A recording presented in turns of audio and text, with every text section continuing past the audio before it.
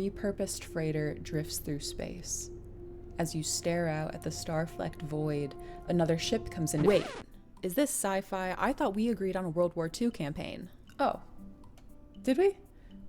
That's cool. I can pivot. The smell of smoke curdles in your nostrils. Hold up, I thought we were prepping for a zombie apocalypse campaign. Hey, what's up?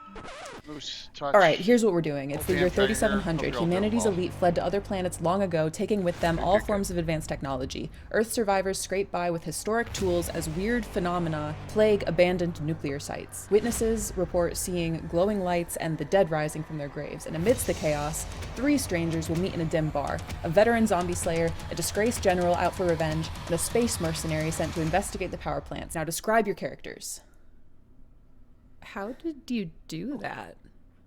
I have the right tools for the job. Coffee. Need it tonight.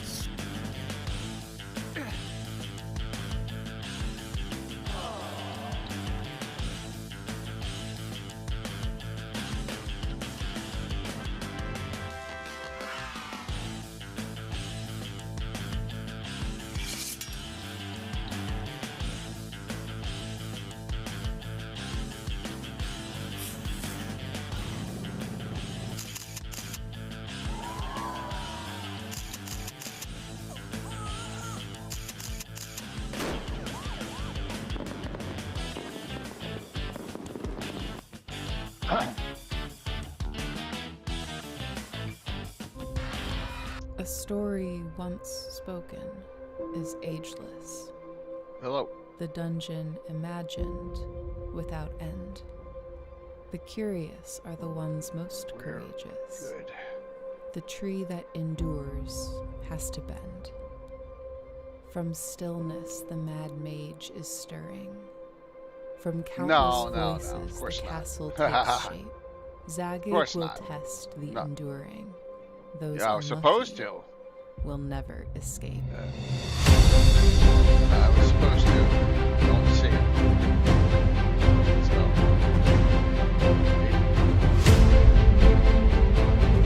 Oh yeah, yeah. Oh, thanks, Bone. Thanks, McLeod.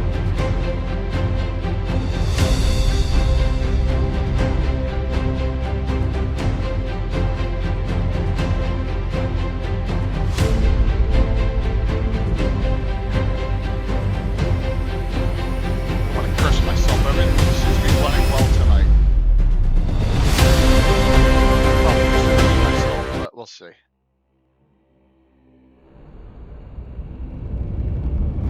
We shall see.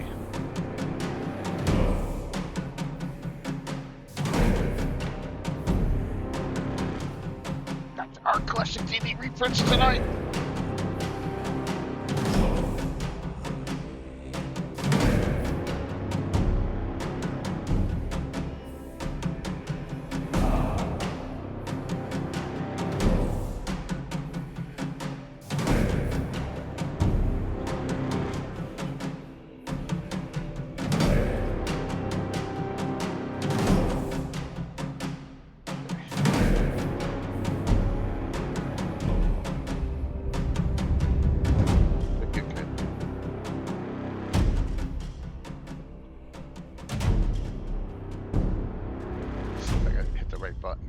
Next one. POV, I had 30 minutes before my campaign group showed up, and I was totally unprepared. I grabbed my ready set encounter box and boom, everything I needed for an epic session. Adventure hooks, map tiles, loot tables, stat blocks, and miniatures, all ready to go. My players still think I spent hours planning our Great Dragon encounter. If you're a busy dungeon master, get Ready Set Encounter live now on Kickstarter. See if I got any new submissions.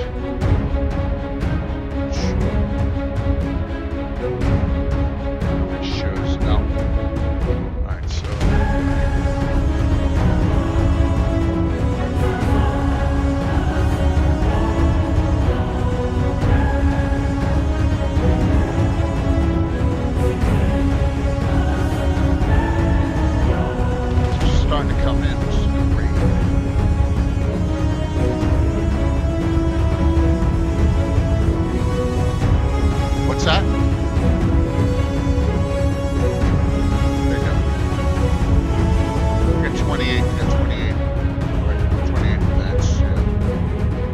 Yeah, we got a lot of people haven't put them in yet. No Troll Lord ones yet.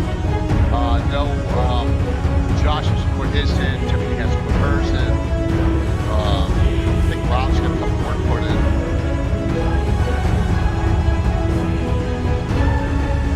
I'm hoping for 50. That's we'll see. Just keep on going.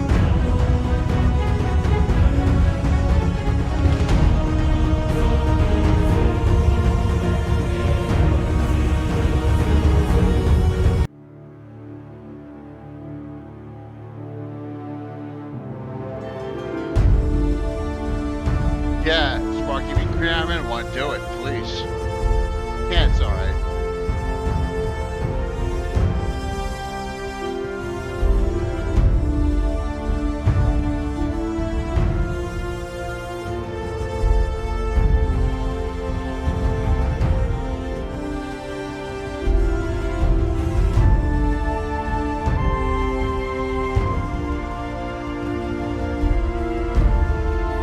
Yeah, man.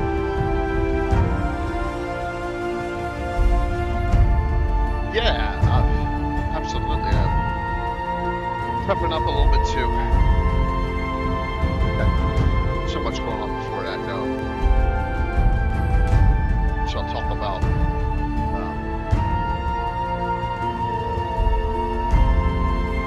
Just talked about one of them.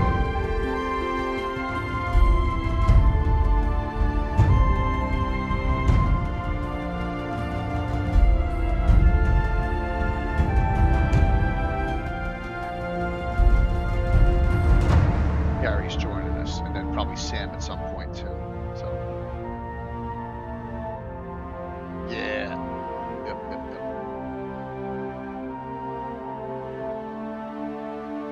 It's Mike.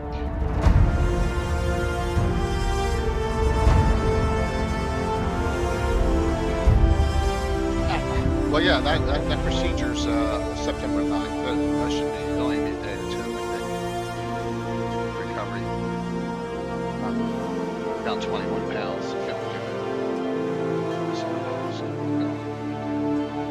Rock and roll. What's up, Mike? Just waiting for. Right, so I'm gonna keep my Discord up in case. So now Chuck is responding here.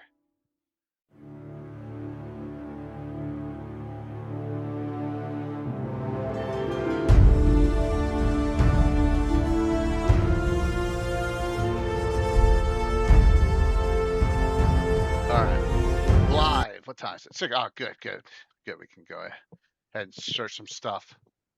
Instead of Bright Lights, Big City, if anyone remembers that bad Michael J. Fox movie, we got large towns, small cities tonight. Woohoo! At least you have a list to go off. Yeah. So I got Anna and Mike with me. We'll have Gary Julian coming on, and then probably Sam a little bit later as well. So if everyone's doing well, hopefully everyone enjoyed the Gabbard on Sunday night. That was really fun. That was a fun time. Very good one. So here comes Sam. So Hey, what's up, man? Here comes Virtual GreyHawk events. We got a boatload coming in. So as you can see, it's starting to fill. Remember, Labor Day at noon Eastern will be sign up start from a lot of different people, which is great. Most, not all of the schedule is done for the highlighted streams. I got some other fill spots, but if we go Thursday's easy. I mean, here, if we go to Thursday, we'll go over a lot of this. Remember, we'll have a prelude show the Sunday before there. So I kick it off at 7. A deadly, terrible enemy, and then Sparkles Mandy has Raiders of the Black Ice at 9. There'll be, of course, there's gonna be a lot of time overlap. Friday's a mess. Friday is an absolute freaking mess. I got too many channels. I got to fit one more into this. I actually have Murder Hobo Inc. coming back too on YouTube. So there you go. Look, we got. By the way, the title's old for the Troll Lord stuff. He hasn't given me anything yet. So, but Rob's is good at 9. And then we got Troller. We'll have another one in between there on YouTube. And then when the Prism gives away, whatever they do there, a quickie DM's old roundtable, Anna's Greyhawk cartography. And then Angelo, first time running, he's live streaming it. I put it on his YouTube because he only has 12 Twitch followers, so I can't really highlight that. But his YouTube. So he's doing Temple of Groomshed. Tiffany's running something, hasn't submitted yet. There's Sparky, the Broken Tower, and then Mandy with the Clockwork Fortress. Tons of overlap. I don't want to leave anyone out. Yeah, it's nuts. Friday's crazy, and then let me see Saturday. Saturday was partially done. Yeah, Armin's not in here, so Anna's taking that spot. I haven't updated it. Anna's taking that. Yep, that I'm going to spot. stream a game too. Yeah, yep. Anna's going to take that spot. Our Mysterious Tim at 8. Another don't know what the Troller one is. Then Rob's at 12. Joe Block at 1. Notice cool! I got to stream a game. Uh-huh. Wow, awesome. Yeah, that's great. With signups. Ratline, he even did his own cover for it, which is really cool. Grand Joust is at 7. I have a hole between 3 and 7. 3 and 6 or 3 and 7. I mean, I got it. I have a hole there. And then Anna will be up on that. And then Sunday's still a mess and a half. So, yeah. All right, so that's what's going on. I'll get this all done, but like I said, I got a hole in the afternoon on Saturday. That's the big hole I got right now. So I got to figure that out, and then we'll get all these cranking. But yeah, it's starting to fill up. So keep it going. Keep the word of mouth out there. What's that, Mike? Raiders of the Black Ice and Clockwork Fortress. I'm impressed with the Wolfgang Bauer double feature. And I think that's McLeod in chat that's DMing them. He's been doing a lot of research on Greyhawk. Wow. So absolutely. Fantastic. Thank you. Yeah, Kingdom of the Ghouls is another one. He'll have that on Sunday night. So it's a lot of it's Wolfgang. A lot of Wolfgang going on. Yeah. It's my fault. It's our fault. Well, that's what my wife says every day. So I'm not saying anything new to me on that. So, but yeah, so we're working it. We are working it up here. Yeah, you picked the theme, Wolfgang Bauer, early D&D adventures.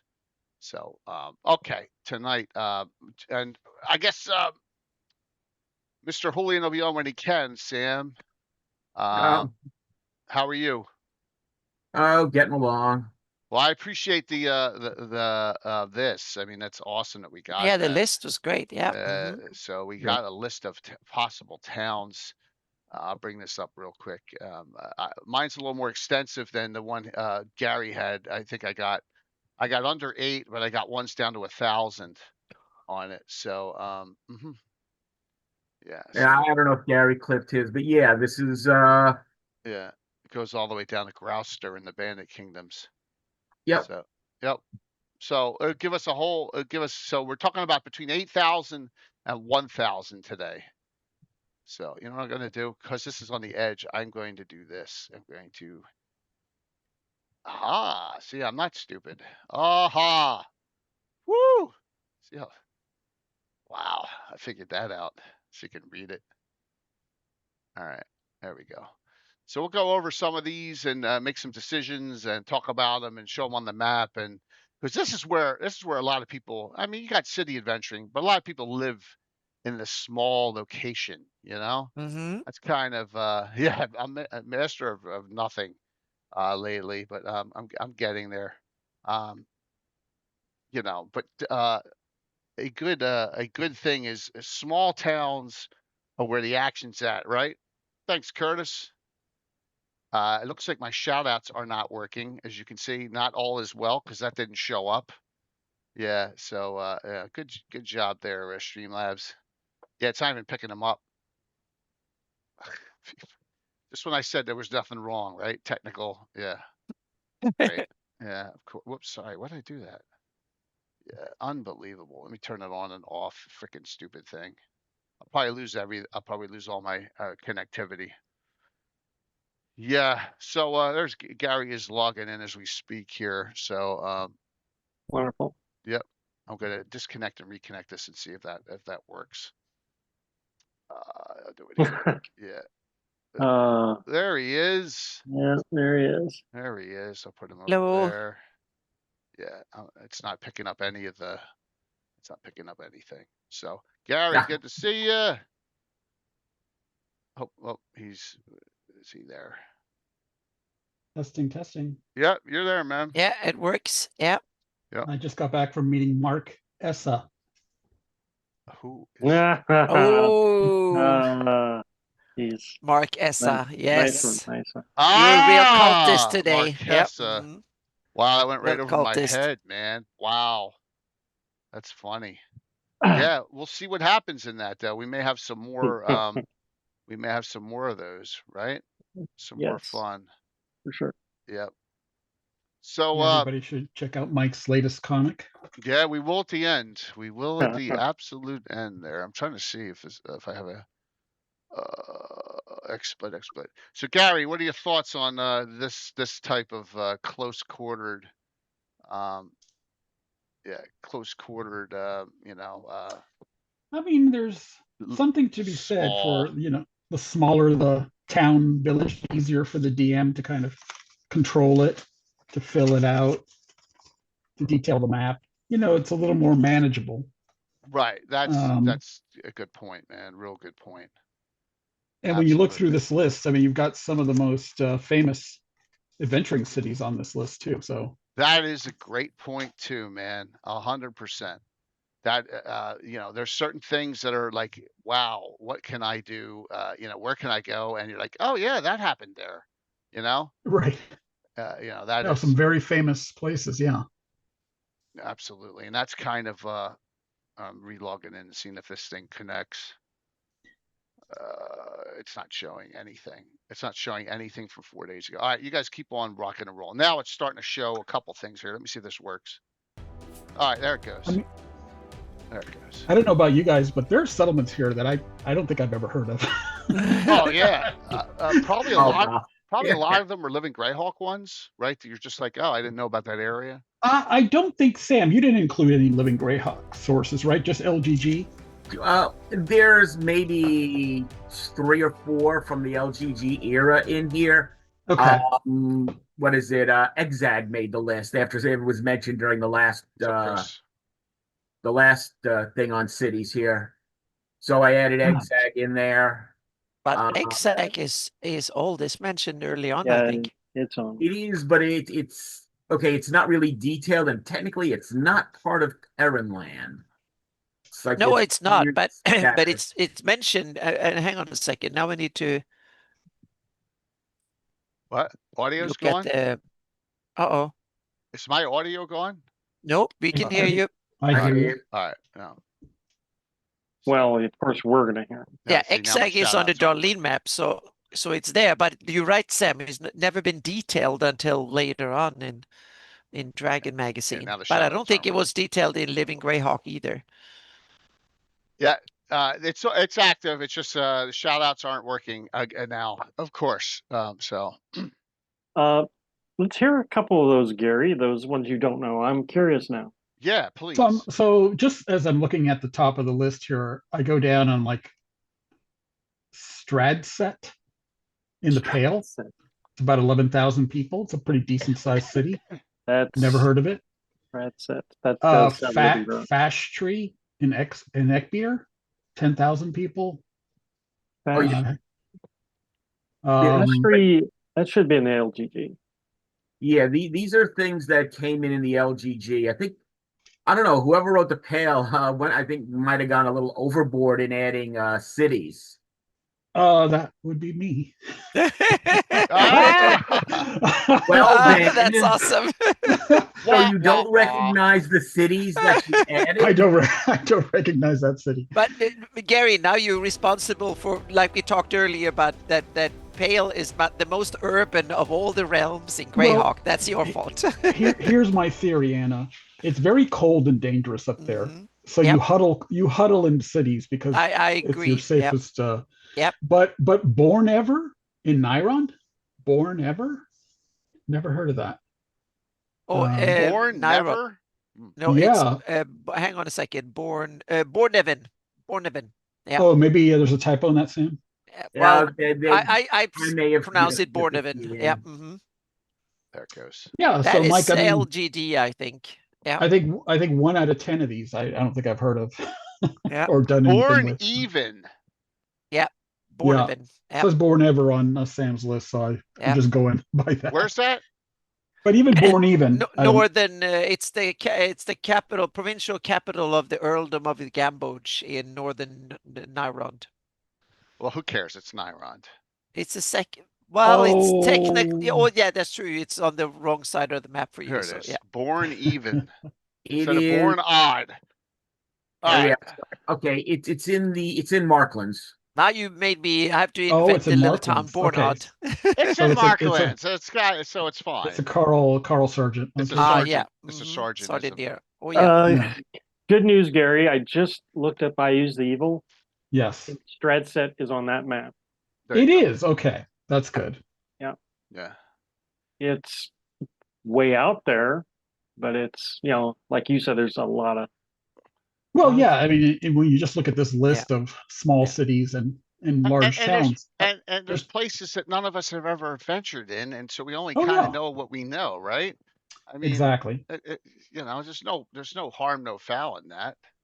No, and there's too many settlements on this list for us to do them all today. I mean, we can't talk about every single one of them, but absolutely, there's Chuck. But a lot of these are classic places with great adventure hooks. Yeah, and that's the ones we'll concentrate on. Is some of the ones where like, oh my gosh, yeah, that happened there. For instance, it's full of the Wild Coast. This list is full of the Wild Coast. Well, it should be, because that's a classic area that like the cool people adventure in, like me. So yeah, absolutely. Wait a minute, what the heck? Now I'm having mouse issues. I mean, trackball issues. Oh shit! Actually, all coming apart. Places with big stuff that happened. Since I topped out right at 8,000, the first city I have on the clip list is Devarnish. And that is where? That's in Viluna. Viluna, yeah. Oh, okay. And it is notable for the Treaty of Devarnish. Oh, I got it. Yeah. Yeah, there it is. And essentially, this is where the peace treaty was signed when Keeland invaded Viluna. Let's see if I can do this. Yeah, so this is the end of the short war with Furiandi. No, the short war was later. This was the end of what I call the long war, when Keeland invaded and took a third of Viluna, or however much, in under Tavish II. What year was that? So this that? is the occupation. Right. This is the occupation era. So this is part of the Great Kingdom then, or is it Viluna? No. It was part of the Great Kingdom. It would have been part of the Great Kingdom a long time ago. Yeah. Right. Oh, it's been part of the Great Kingdom too, but I'm not sure if it was part of the Great Kingdom when Keeland attacked. That I'm not sure. Right. No. Yeah. I thought Keeland was a kingdom before the Great Kingdom. Yes. Yeah. But they had a so-called imperial phase when they expanded. This invasion was in the 350s common year. So at that point, the Great Kingdom had already shrunk and was about to shed even Nyrond at that point. So it was getting much smaller. All right. I got it now. So 350s at the height of the Knights of the Protectorate still, right? Yeah. Well, this is after Furiandi became independent. And what I now call the Long War was 350 to 355. War with Viluna. Devarnish was taken by the Second Expeditionary Force. Okay. So it was a Second Crusade. Got it. I mean, I think what's notable about this city is that it's really on that major trade road down to Diver. So, and you could, also get to Verbalmont. So it's pretty centrally located. I was going to say that's the second thing. It is the closest larger city to Verbalmont. Yeah, and so adventurers probably go through this city a lot. Yeah, so if you're in Hamlet, there's Verbalmont, and then you're going to Devarnish. before getting anywhere near Valuna City or Mitrick. I'm raising my hand. I've never gone through there. No. 46 years. I think we actually did in our campaign back in the day. I think we did. Yep. Mm-hmm. It's not on the Darlene map, so you would only added it if you incorporated a lot of Sergeant material. Right. Yeah. But that's cool though. That's a good start, man. So I did not know that treaty was there. Now right up the road from there is Valuna City, which on Sam's document says it's 11,000 plus. I think that's really small. I want Valuna City to be like 25,000. So I know, Gary, but my impression of Valuna is it's Kentucky and Tennessee. No. It's just like it's a learned. It's a learned center. Yeah, but Jay, you have to realize it's a learned center with a lot of learned people, elves. I understand that. What I'm saying is it's very spread out. It's all human, so it's not country music. Yeah, that's just my. It's like they are in between elven realms, and there are elves and others living there. So it's a very diverse realm. A lot of knowledge and stuff. Jay, they're pacifists, but they also are big in commerce. I think Valuna City is a major commercial center. So you're doubling its size. I'm doubling its size. Yeah. Remember, Gary, you have Mitrick, which is the capital, right? And Valuna City would just presumably be where the Plara Valuna is hanging out. Yeah, but that's a commercial center. Mitrick is a religious capital. Okay. That's how I would play it, kind of. I agree much more with you, Gary. Yep. And so, Jolene, like changing everything. The future bride of Thrommel, future bride of Thrommel, but no merger. No merger? No merger. Well, that was a plan. What happened? Yeah, the plan, but that didn't happen. The plan was Valuna. That was the plan, and then Valuna had years to think about it. And then when, by the way, if you watched on Did Sunday she not night, they let the cow pay her dowry. They let the cat out of the bag. The Legends of Greyhawk adventurers freed Thrommel, so they stepped right in it. They said that's something that's already happened in one of our adventures. I'm like, okay. Yeah, so Valuna had time. They got married, but there was no merger. Because, when you're a kid, what do? Erase part of the Darlene map? You know what I'm saying? so now Thrommel is pissed because they didn't get Valuna? No. Why would he be pissed? He lost. He was supposed to get all that power from that deal. That was the whole thing. He's good. He's not an arrogant SOB yet. He's not like the Prince of Ulick. He's the king, and he was supposed to increase the size of his realm and importance in the world. And he was. Anna's right. I mean, in medieval times, if you didn't pay the dowry, the deal is off. Yeah, then it will be snubbed for generations. Come on, that is a huge thing. Any king, any guy who gives away a final word sword to an adventurer is probably not worried about power. Like Mike's even shaking his head yes on that. But giving away a sword is way less important than increase your domain by 35%. Yeah, shockingly, I have to agree with Gary on this. I don't see any chance of backing out of a deal like that. No, that means in medieval times that means war or back out of a deal, bust the deal. What happens if you bust the deal? That's what's politics back then. Audience, if you bust the deal, what happens? Yes, thank you very much, Master Blaster. Good job. That means the famed build cavalry of Furiandi crosses the Vilverdiva. Yeah. By the way, I think I scared all the Legends of Greyhawk people with my going nuts on what's his name from Monty Cook and all from the Vampire Thrommel stuff. Red Wedding, yeah, exactly. All right, so that's cool. We'll get off of that for now. Red Wedding. Red Wedding, yeah. Red Wedding. Ooh, yeah. Yeah. Oh man. All right. But Valuna, I think Valuna is not as boring as people think. I mean, it's got some intrigues there. Gary, how many times have you done an adventure in Valuna? A lot. Really? A lot. Oh there's yes, a same there's a here. dungeon adventure set in Valuna called Yep. Hopeful Dawn, Yep.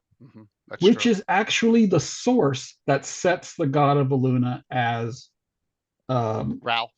Rao. Yeah. That's cool. And so this is one of the few times, one of the earliest instances where Fanon starts to interfluence with canon. Well, is that Fanon if it's in a dungeon? Well, it's written by a non-pro, so it's it's not coming down from Gygax. Yeah, understood. Cool. Valuna is. But of course, I'm just in the gold box, we didn't know who the god of Valuna was. There's the same god of Almor. We didn't know any god. We didn't know the leader's or the names. Pale, or Almor. Yeah. I guess we could figure what the god of Medisia was, but conceivably it was a monotheistic realm. But that's a whole nother. Yeah, it's a whole nother bag. But over the years, fans have clobbered together solutions for putting Cuthbert and Rao and getting it all to mesh. It doesn't have to be monotheistic. It doesn't work in D&D. Even it would be rare. Like I said, even in the Theocracy of the Pale, I showed that line.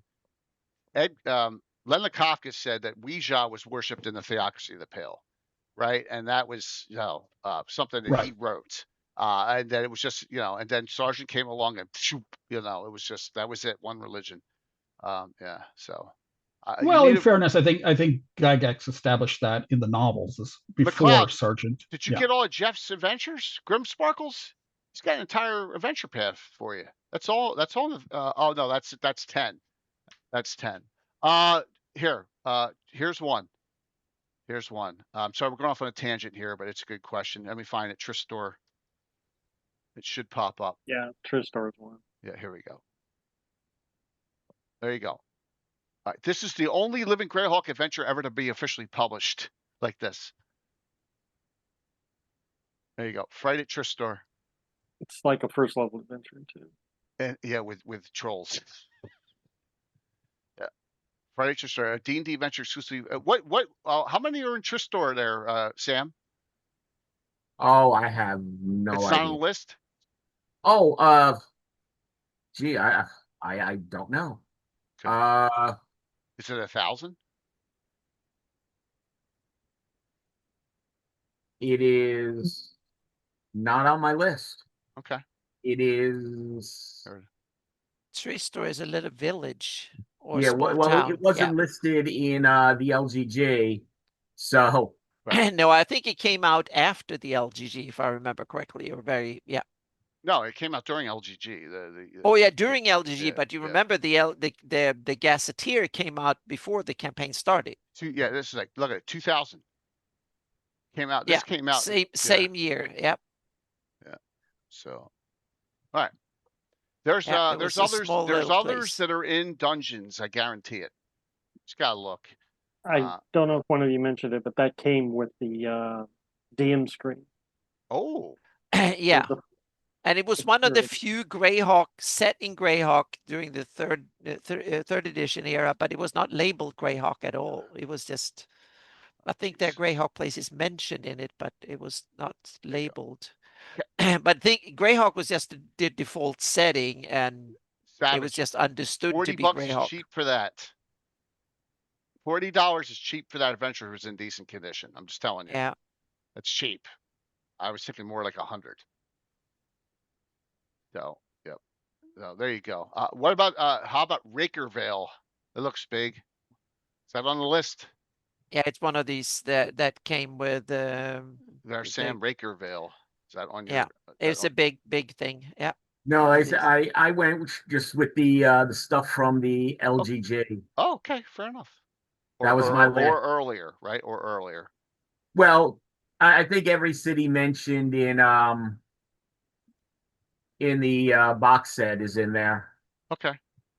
Yeah, I mean, I checked so I could compare populations. Well, as I still have it out, the Eyes the Evil map doesn't show the entirety of the Theocracy of the Pale. So where Raker Vale would be, it's cut off. It's off. Okay, smart. So living room. Might be a LG. Yep. So here's one that I'm interested in. Because it's like the one that should have the most description on it. It would be great for adventures, and no one did anything about it ever. Blue. Yeah. I mean, my gosh. I've done a lot with Blue. You have, and that's I good. I based the whole pirate confederation. That's there. fantastic, and that's During what my that's Sea what Princess I'm campaign. glad to hear Yeah. that. So, Yeah. do you have any posts you can link, Mike? If you do, let me No. know. Okay. No, I have not done any write-ups, but I Okay. have Mike, on Blue. why is it named Blue? It's because its full name is Blueport, and it is just got nice water, clear, blue water. That's simple. Why can't every city be named that way then? I think it was named this, and they had to eliminate it there in chat. Now, so. Gary, I have done a blog post on all the places in the world of Greyhawk that are named after colors. Greyhawk actually has a lot of colors. A lot of colors. See, I thought that there might have been a typo or right near where the Darlene map from east to west. So I always thought the name might have been longer, but no, I mean, that's it. We don't have much explanation for why it's called. Scuttled, so it's just blue. Yeah. Yeah. I thought it was because now I need to rename it. It was something else. No, don't rename it. It's so classic. I thought that word name got cut off the map because of where it was. That's what I thought. Yeah, that's what I thought. Blue. But when you look in the index page at the back of the gold box, it says blue. Yeah. It's a pirate. Whoa, it's a pirate place, a pirate haven for. So, Mike, tell us a little bit about what you did there. Okay. Just a little bit. Just off the top of my head. I found Caverick's Cove. This would be a group of pirates that are not associated with the slave lords even. And they are not necessarily even associated with any humanoid groups. It's just a group of pirates who harass trade, going through that strait, and they might be more in line with what you would expect in the High Port or the Wild Coast. Mm-hmm. In my Sea Princess campaign, I had a lot of pirate groups. I had to. Every port was either a established country like Gradsul, or it was a pirate haven like Crow Turlep. Right. So Blue is, it's just a pirate haven, and who knows? I know Slavers has some information on it, but a little bit. So I have in my hand the adventure and setting guide that I think will work for Blue. Let me bring it up. I better have it in. There it is. This is Troller Games.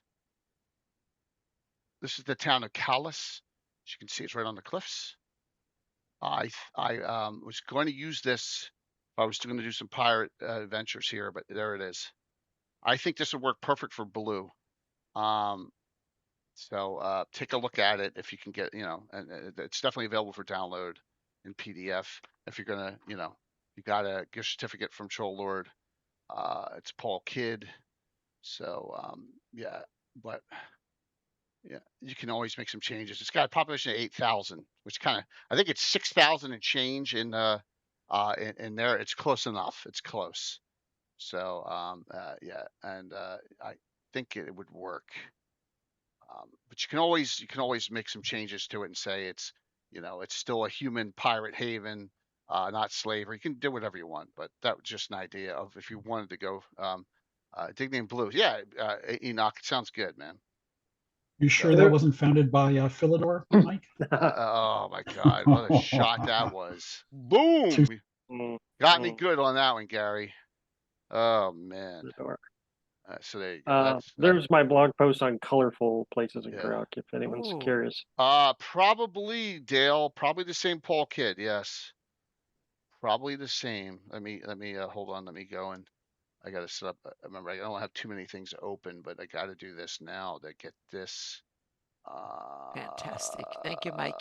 Yeah. There we go. Okay. Turn that off. There we go. Gary, if Philidor was from that town, couldn't they rename it Philadelphia? Oh God. Oh.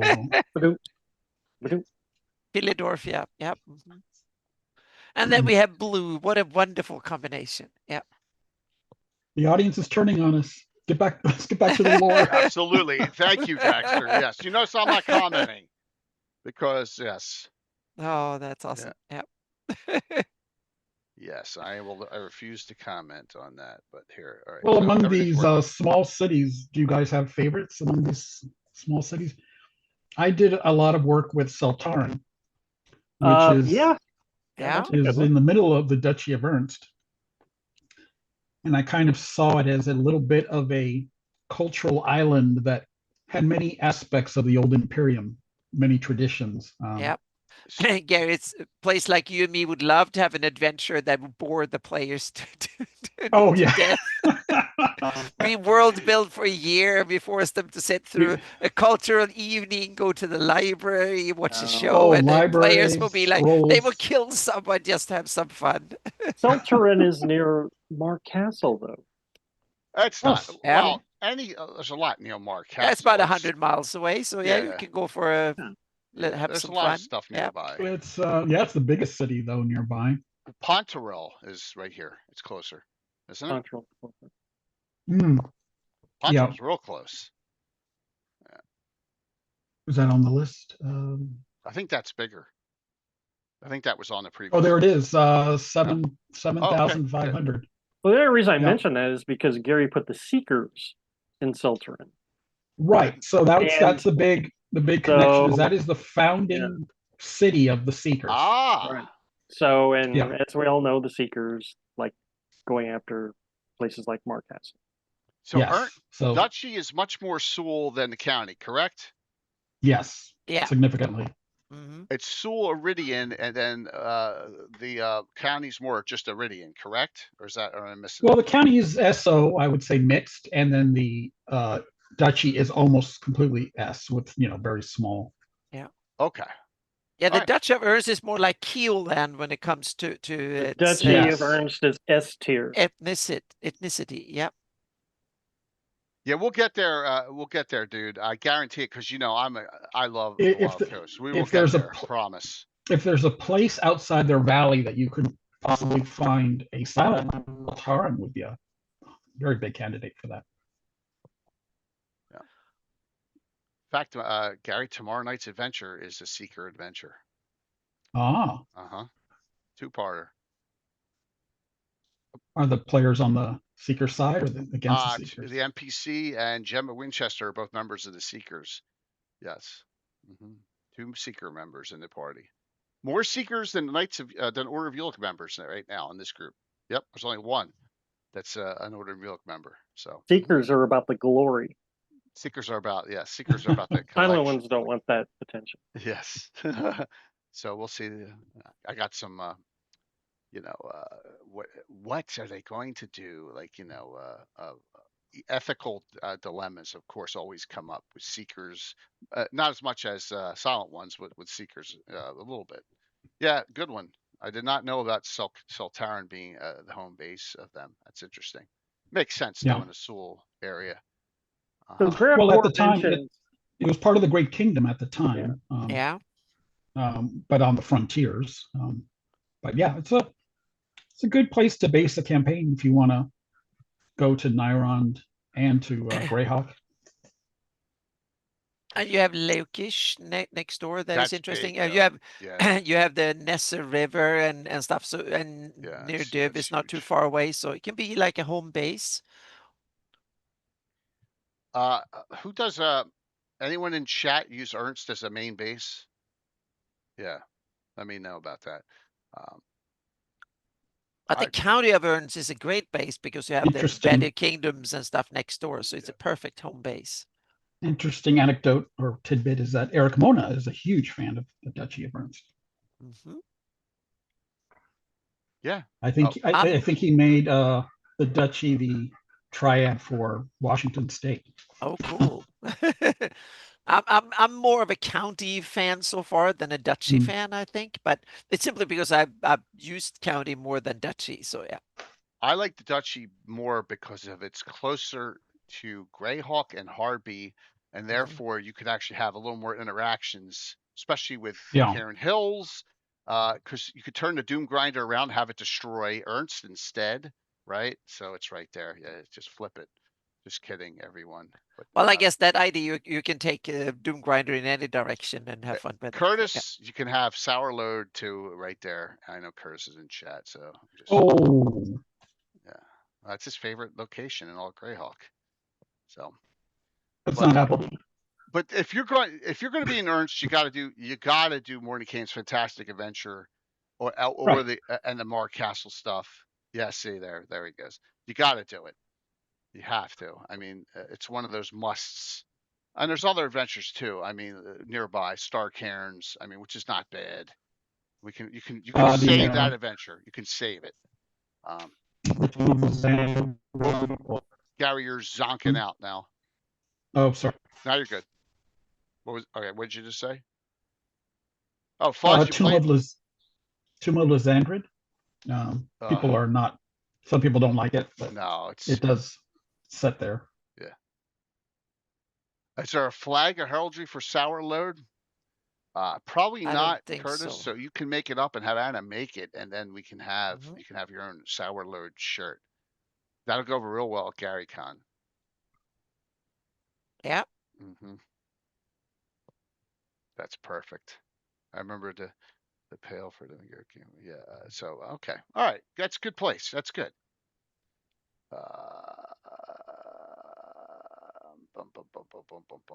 Whoops. Bum. All right. How many people were in Saltmarsh? Sam, what's your guess? Good question. Oh, that was it's got to be over 1,000, right? Several thousand. Okay, but not 10, right? So it fits into this discussion. Pretty sure it was not, and yet it wasn't listed in the LGG, right? For whatever reason. Okay. Hey, Ghost of Saltmarsh has it at 5,000 even. Perfect. Yeah, I think there was supposed to be something of it had been utterly destroyed and then somehow completely rebuilt, and that would have been during the wars, the invasion of the Sea Princes and Scarlet Brotherhood. Okay. It was originally a population of around 2,000. That sounds right for early on for the U1. That sounds right. I thought it'd be less, but yeah. Yeah, it was 2,000 in U1. That might be a bit high, I'd say. I mean, that makes it really a full town. Yeah, because it was like Hamlet size, maybe a little bigger than Hamlet. And Hamlet didn't have 1,000 people in it. Right? Hamlet probably had at most 350, 400. Oh, yeah. No, Hamlet is... Yeah. That's okay. Hamlet has a population, not even that, of 185. Okay. And 5 guests, plus the party. So, almost 200. What about Seaton? A lot of people use Seaton right next to Saltmarsh. Seaton's supposed to be bigger than Saltmarsh, isn't it? Yeah.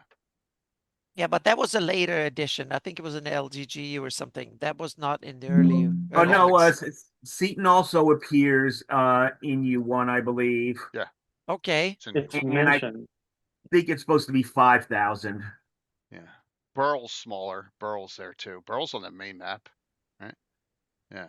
She got a lot. Red Shore is a mystery too. Yeah.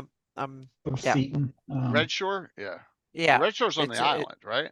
Well, yeah, but I think it's an LGG thing, and I'm not really sure where the heck that. That's a Ghost of Saltmarsh thing. Got you. Yeah. Okay, yeah. It just says Burl and Seaton are around 20 miles away and larger. And then nearby is a small community that McLeod just used recently, the Dunmounds, right there. Very small because it's sinking. Well, you may have saved it from sinking. That's the whole point, but yeah. This has got to be the area that the most stuff has been thrown into. I mean, just like what you got, Sakatha and Baldur's Beacon and just so much. It's been thrown into this southern Keeland area. And just always, to me, it was never naturally like, oh my God, I always forgot that this was part of Keeland because I thought that the Dreadwood was the border between the Sea Princes and Keeland. It's not. So, yeah. While we're down here, any of these over 1,000? Any of the UK ones down here over 1,000? Yes, I think Kusnir or whatever. Kusnir, I think it is a town. But that's about it. Yeah. What's the source for Red Shore? It's Ghost of Saltmarsh. Yeah. Let me bring it up. Maybe I don't have it, and I thought I had it. Sam, any of those?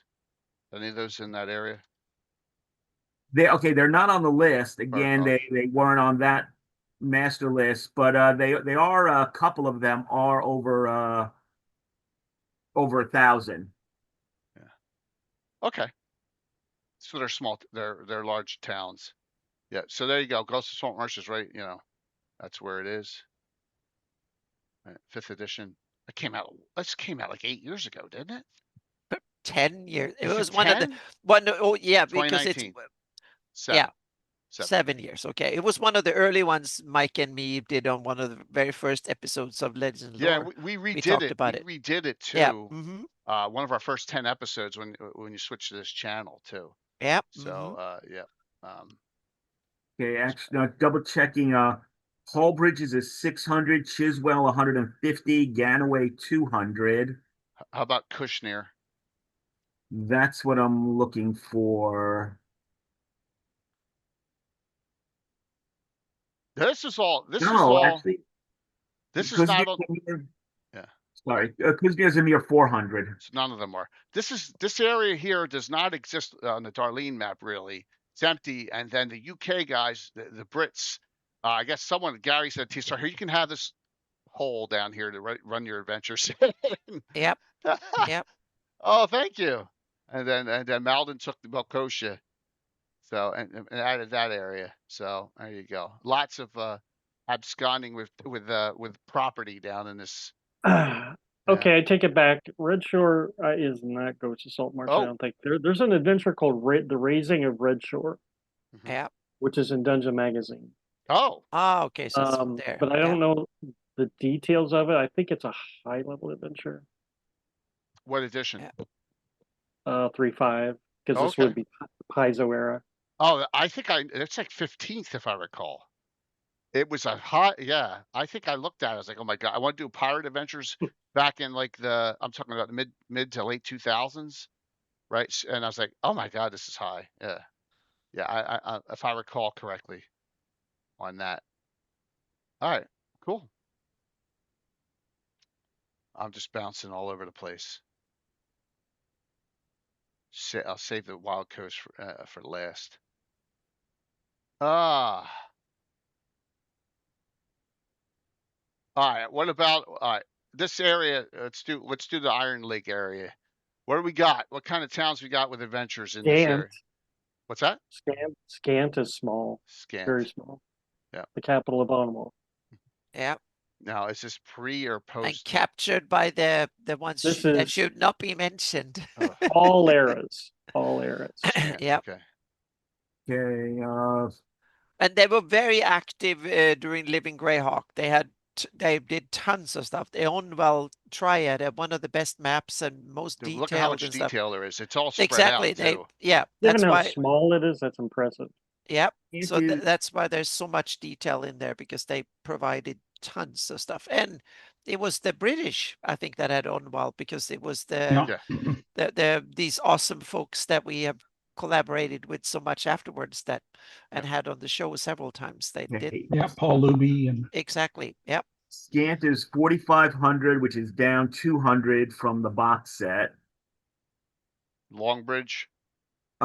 Pitchfield is 3,800, which is up 200 from the box set. Okay. Wow. Yeah.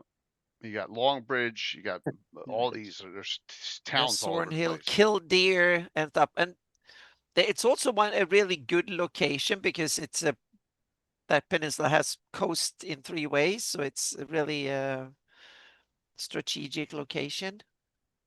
I imagine they get a lot of conflict with Blue and the South Province. Scant and Blue are both very strategic to kind of seal off or control the Strait of Gernot. So I can understand if the Scarlet Brotherhood wanted to occupy both of them, and especially Blue, since they wanted to promote all the orcs and all the humanoids on the Pont Marche, which kind of makes sense. So that is something I kind of agree. I think that's kind of very realistic that they would do that. Yeah, I kind of expect Scant and Blue have regular battles whenever the storms are quiet enough in the straits for who controls it. You know, pirate and anti-pirate patrols going back and forth. Yeah. Well, you gotta remember, there is two large navies over here that want trade open still to Greyhawk, and that's Gillen's navy, and the Principality of Ulick's got a big navy too. So yeah. Yeah. But then they have to operate away from home for extended periods of time. It's not, but it's not like it's that far. I mean, I understand that. I'm just saying that I have a feeling we haven't heard of any. I don't know of any published source where it says, well, they were blockading all traffic from out of the Holy Bay. That's why Scarlet Brotherhood took both of them, because they wanted to control. That was part of their scheme. Yeah. And I got to go back. Which makes sense if you want to have them try to take control. That makes a lot of sense. I have to go back in time and take care of Mr. Sargent. Yeah. Yeah. So. Which is kind of an interesting to parallel to what's happening in the real world right now. So yeah. Mm-hmm. Let's not go. No, but I'm just saying it's one of these locations in Greyhawk that makes a lot of sense to try and control. What is the distance between the two? I don't know. Probably about 150, 100, a bit over 100 miles. So it's 3 hexes. Yeah, what? Plus hexes. Hang on a second. I'm checking on Darlene map. Yeah. It's about 1, 2, 3. It's 4 hexes on the Darlene map. That's 120. Okay. Yep. That's a long distance. Wow. Yeah, that's big. It's big. That's big. Yeah. So going by the Darlene map, which has the color-coded coasts, like each on wall in blue control a coast hex, let's say, for gamer purposes. That leaves you 2 hexes of clear water to go between them. Yeah. I don't know. I count more than that. I count 1, 2, 3, 4, 5, 6 hexes of water between them. Dang. Close to 200 miles. That's It's 5 from coast to coast. Yeah, but it's 6 if you count from city to city, but coast to coast is 5. Yeah. Well, that is a wide swath of and like that's another thing. We should do a show on navigability along with where weather affects it. That would be a good show. Yeah. Like is because the water temperature is different here? Is this like going around the Cape of Good Hope? Right. No, that's what this is not a major ocean. This is like going around a little part in the Mediterranean or something. These are smaller bodies of water, not like huge. It's not like meaning when you go around Africa or South America, you have 2 oceans with all that enormous amount of water. These are 2 small bodies of water. So yeah, not anywhere near that significant. There's no. there's No, no. I'm not saying it's no, but okay. in that sense, but it's more like passing through Okay. a strait in the Mediterranean or something like that. Okay. More of it, and Okay. even smaller than the Mediterranean. This is much smaller than the Mediterranean. So yeah. Yeah, but the Strait of Gibraltar is only 12 miles wide. This is 200. Oh yeah, but on the other hand, you don't have the huge ocean, meaning the Okay. the Sea of Guernsey and the Azure Sea aren't that ginormous in size. Okay.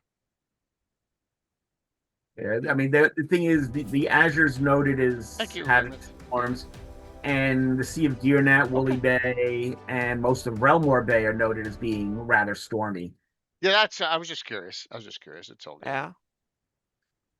Just you know, you said Relmore. Relmore is very Yeah. stormy, right? You said that, Sam?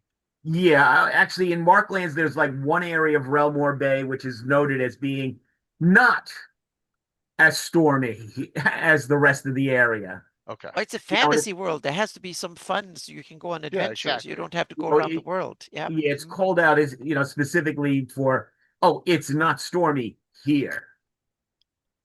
Yeah. Ren of the Star BBs from Greyhawk City. Yeah. Actually, for some reason, something's telling me it might be an aspect of the tides. Yeah, but they're also not that big on you need large bodies of water to create tide, meaning the Atlantic is way bigger in tides than the Mediterranean is, for instance. You need Shelter Bay from a big ocean, like in Canada and the you get in Western UK, for instance, you get huge tides because you have a big ocean that is funneled into narrow gaps. Then you get huge tides. Cool. But the Baltic have no tides, and Mediterranean has small tides. Yeah, I don't think the Black Sea has tides either, right? Not much to speak of because it's very small because the amount of water that shifts, it doesn't that wave doesn't carry over into small oceans. It's only when the wave can go significant parts of the earth that it can build up that momentum, but so to speak. Yeah. Okay. The Dardanelles passage to the Black Sea, especially the northern aspect of it. The Greeks called the Black Sea Pontus Euxinus, sea friendly to visitors, because the flow of water coming out of the Black Sea was so heavy, it was very hard getting into the Black Sea. Yeah. And for the Jason and the Argonauts, that whole thing about the clashing rocks. Yeah, right, you have another thing that I think affects straits like that, like in the Baltic, the Dardanelles, and so on, now the Black Sea. You get seasonal, like spring floods, when the rivers deliver a lot of water, like at spring, for instance, then you get way more water flowing out of Black Sea because the Volga and all the other ones, when they get snow melt coming in, then there's a much bigger part. So it's more seasonal. So I can imagine that the water flowing out of Guernsey and stuff is much bigger in spring. You can have huge flows south, so to speak, and then summer stuff, it dies down, winter it dies down again. So yeah. Yeah, so this is because you have several big rivers like the Nesser and stuff that delivers enormous amount of water out. Awesome, thank you. Gary may have had something like that in mind as he was writing up and making them notably stormy. Yeah. Catherine, most of the towns in the Sea Princes, I think, are considered large cities. Like which ones, you think? I mean, the smallest ones probably. I mean, not counting Berghoff, I think the largest ones, or the smallest one, would be Westgate. Get my hand off.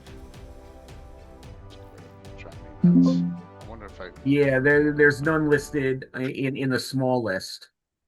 Right. Yeah, because they're all pretty large, right? Yeah. Because there's not a lot. There should be more smaller towns around here, right? Yeah, there should be a ton of ports.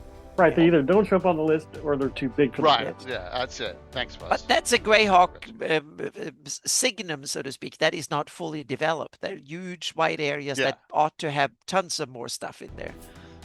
Yeah, it's good. It's all good. Yeah, which I think that's one of the good things with Greyhawk is that it left a lot of things for DMs to fill out themselves. All right, Mike. What? We finally hit the size where you could talk about those 2 cities in Ulm. Yes. Yes. Let's do it. Still don't have anyone adventuring at all. At all. So interestingly, compared to a lot of the capital cities in the Flannis, the 2 towns in Ulm are pretty big. Ulacan being 8,000 or 6,000 plus, and Kester is like 8,000. But Kester, isn't that much more of a cosmopolitan place than just an old place? It's more settled than Ulacan. Yeah. Ulacan's more of a... Right. Because I got the sense when you read the Gord novel, when he's in Kester, that is one of these places where a lot of things from far off. Sure. Yeah, because in the novels, there's more to the south than there is in the game setting. Yep. Is the escarpment there? Does he have to go down the escarpment? Yeah. That's also from the Gord books, I think. Right it's on the edge. Mentioned from there. Oh, yeah. I would definitely play Kester as a What's the drop on this? 300 feet? Oh, thanks. Why, it's a fantasy world. Why don't make it 1,000 or 1,500 or something really cool? What it actually said, what it was. I prefer to think that it has some switchback trails. Yeah. So meaning Kester could be this cool place that is hanging on there, and then you go back and forth for hours to get up, and that controls the. I can imagine that will be really if cool. You're doing your little caravan thing, you need some packed animals. Yep. Yeah, they're going to get you might even have elevators that you while, hoist things up or down and stuff like that too. Yeah, you can do all sorts of cool stuff. It will happen. Yep. Are there any small cities that supposedly Gygax developed but were never published? That's Stoink is one that he famously mentioned that he wanted to fully develop, like the Greyhawk, but it never developed. Yeah, but it was published. He said that was never published, right? Yeah, Stoink was that. No, Stoink wasn't published. That's the thing. We still looking for the Stoink material, and no one has found it. Wasn't it in the Gord novels? Oh yeah, but not published as a city. He like a module box set or something. Well, I think that's what the question was like, did he have like, he did this, but nothing ever happened with it. I think my question is because he talked about it like they adventured, they had so much fun, and that's why the Gord books mentioned it. And we waited for a cool treatment of Stoink, and that never happened. And now we were like, damn, are there any maps? Did Gary had any? Yeah, we haven't. Nothing has surfaced. So I don't get Stoink. I went my whole life not using Stoink till like just a little while ago. And I don't get it. I think it's a super cool place. It's that place where everybody who was scum and villainy within the Great Kingdom, they could pop over the border, and it was one of these border towns that you could just exist outside. But that was back then. What's great about it now? Now it's part of, now it's the frontier town the other way, because now it's in the Iusian Empire, and it's one of these, I see it as one of these border cities that are very useful when two parties are at war and they want to trade with each other, but it will be a cool thing to do it anyway. You use the middle part. So I can see that both for Ius and for the good guys around, Stoink is one of these places both can tolerate being in the middle, so to speak. Well, anyhow, Stoink is too big for this discussion, isn't it? Yes. What about Neural? It's a large city. Did we get to Neural last time? I thought Neural was just under 10. We mentioned it, but I don't think we're going to do the details. Yeah. Sam, how about Neural? Neural, okay. Neural is a bit bigger than this, but Neural is a fun place in general. Yeah. Especially if you delve into that Gord material, Saga of Old City, and you look at the Dragon military news. Okay. Yeah, they have these. Yeah, exactly these updates. Yeah. Mm-hmm. Okay, these are things I routinely call out. So in Dragon 57 in the Bone March entry, Neural, an independent town under the control of evil humans, Right. is said to be recruiting hobgoblins and any other willing humanoid types for a campaign to capture all the land between the K River, the West Fork of the Tsar, which actually gets a completely different name in the LGG. Right, here's the K. The Flinty Hills and the Adri Forest. Yeah, that's a huge territory. Okay, Yeah. now the thing is, yeah, this in Saga of Old City. Right. Okay. The current situation was that both Ratic and Blemo, and I guess that must be a typo, Neural, were attempting to gobble up as much land as possible before the chiefs of the humanoids and the petty human lords of Bone March were able to regroup, reinforce themselves, and act in concert to prevent further erosion of their holdings. Many of the Bone Marchers' raiding bands and tribes were still in the North Province fighting and pillaging. So thanks, Scott. Yeah, so between those two, Egg was really setting up that that Neural and Ratic were going to ally, conquer the Bone March, and form a united country that is independent of the Great Kingdom and Nairon. Don't they have to take the Bone March? Right, they have to take Spine Castle then? Okay, so in this, in Gord, right, of Old City, Ratic has taken Johnsport. And in Dragon 57, Ratic has won a battle, really trashed the last major tribe of the Bone March, and is looking to annex Dex Point. I see Johnsport's all the way down here. Yes. Oh, and Dex Point. So they bypassed Dex Point and went to Johnsport. Okay, Dex Point. Yeah, Dex Point is a free town. And it says that they've discovered information that there was a big battle by the Lawford. They discovered information that Dex Point was supplying the humanoids, and so now he has caused the Archbaron has cause to annex it, and they've already taken Dex Point. And I mean that if you again look at the map, you see, okay, where's Neural going? Okay, so Neural wants to take all that land from the Flinty Hills to the Blemu Hills. It's now called the Harp River, the Upper Harp River. It was called the K River in Dragon 57. So Neural wants to take all of that, take the Blemu Hills, probably even push further on those hills, along the pressing along the Teaser Torrent. And yeah, they're already carving up the Bone March. That is a lot of. That's like Finland would be on Russia. We got a huge border with the North Province now. Holy jeez.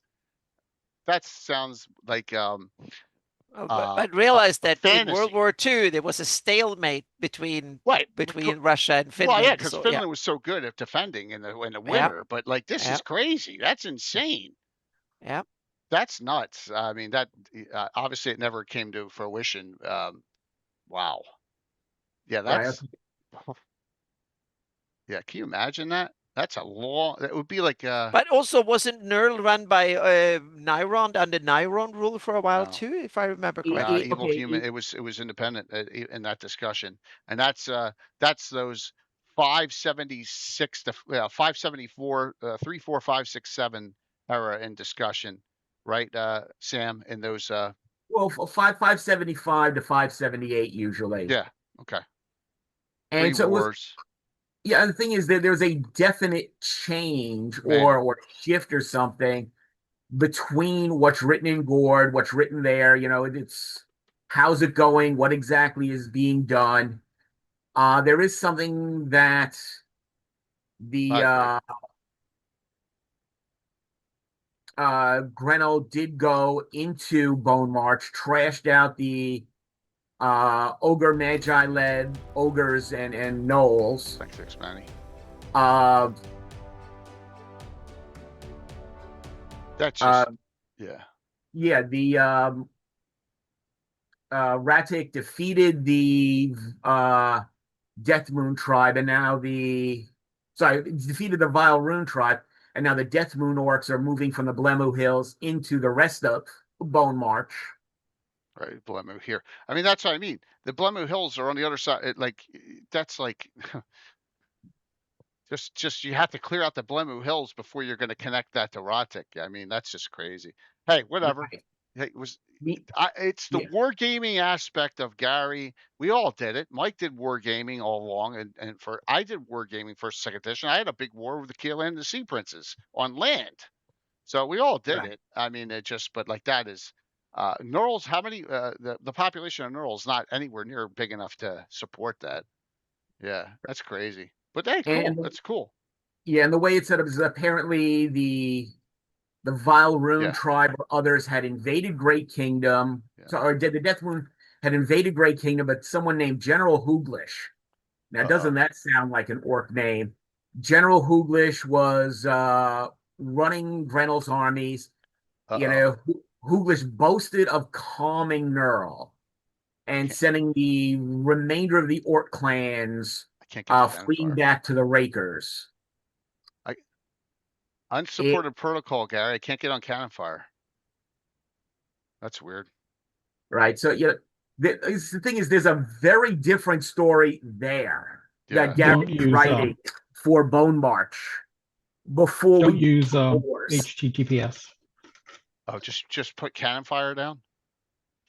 Don't use the secure. Use HTTP instead of HTTPS. Yeah. How about that? Some browsers force it, so then it looks. Yeah, that might be that you have the setting to you only allow secure sites. There we go. Good job. Thanks. That's smart. All right. So we go Cities of Earth. I know there's a lot of neural maps. But the best one is done mirrored. Yeah, it's okay. Yeah, but it's a great map. It's just that the geography is kind of upside down or not everyone agrees on the geography there. No, that's kind of Greyhawk in a nutshell. So yeah.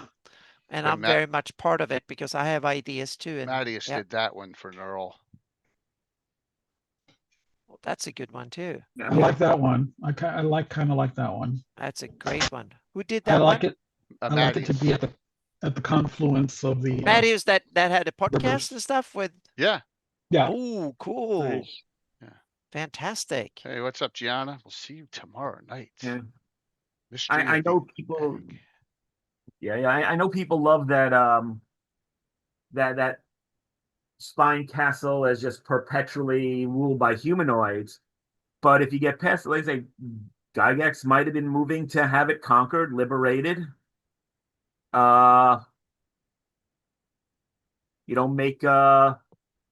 Make Ratic a power. As I recall, also that was part of the deal between Ratic and the barbarians. I mean, the barbarians probably didn't want it either. No, again, I have to scroll back and forth. Time to sit again. Okay, he wants to make a deal with the Frost Barbarians. Okay, there we go. CY 579 can be the year of the Frosty if things go right. If an alliance to conquer Bone March is struck, the price to Archbaron Lexnol will probably be the entire Timberway Forest. If instead the Snow Barbarians choose to turn upon their allies, they might indeed take all of Ratic to the Loftwood. And the thing is, what is it? I believe the deal was the Snow Barbarians would help conquer Bone March for Ratic, and Ratic would help conquer Stonehold. That's very all grandiose. I have the greatest Snow Barbarian currently in any campaign ever. So what's his name? Yeah, there's and I of course I can't find it. Roland in the Great Kingdom. Yeah. Where's Roland there? Yep. I have no idea. I Go don't to the know. Gull Cliffs. What's that Gull? Oh, there you go. Gull Cliffs and the there it is. coast. Nice. Sam, that's all pretty good. John, you hit it on the head. Thunder Lips. It's the ultimate male. Yeah, yeah. Like I say, it's a big thing. You know, Attention. he had some big war brewing there. Sea Barons cities near. You got Rollins, you got Port Elder, Oakenheart, Asperti. I'm assuming they're all in that size. None of them are huge.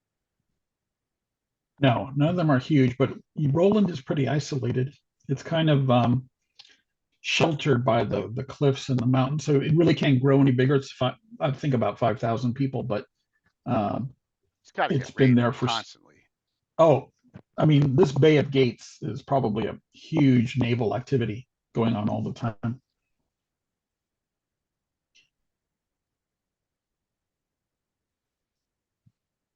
It's okay, Gian. If you can't make it, we'll get with Amanda, just making sure everything's going fine with that. That's cool. Going to Page is a good idea.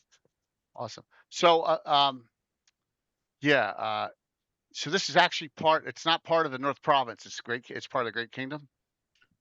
Yeah, it was part of the standard part of the Great Kingdom, but it's now independent and kind of aligned with Relastra in their solar compact. Yeah, they're part of that coastal thing rather than the North or Elissa or the North Kingdom. Yeah. And both Vanessa and Sea Barons are now thinking of definitely benefit Roland. But you're breaking up, Gary. Yeah. Use a cheap mic. Yeah, don't use a cheap mic. Yeah. That's Hot Lips, dude, not Thunder Lips. Come on, man. Did you ever see Rocky 3? Come on. Yes. So when did that come about? Was that LGG? When was that Solar Compact? When that come about? That's LGG. Carl Sargent. No, that's Carl Sargent. Oh, yeah, that's true. It's called Sargent. Yeah, it's Okay. even the Undying. Yeah. I actually like that. Yeah, actually, that's I found the other reference. It's in the box set or the folio. Okay, it is rumored the Baron of Ratig has sent messages to the King of the Schnei proposing four-way cooperation to take the hold of Stonefist in the Bone March. Supposedly, this proposal offers Glot and Krakenheim as possible gains for the Schnei, while the Fruski and Kruski would divide the whole. Part of Timberay would be returned to the Frost Barbarians, and Ratik would rule Bone March. Okay, yeah. Okay, the reaction to these proposals cannot be guessed, but the Schnee are undoubtedly keeping an eye on the joint Fruski Ratik ventures of late. So, There's big stuff.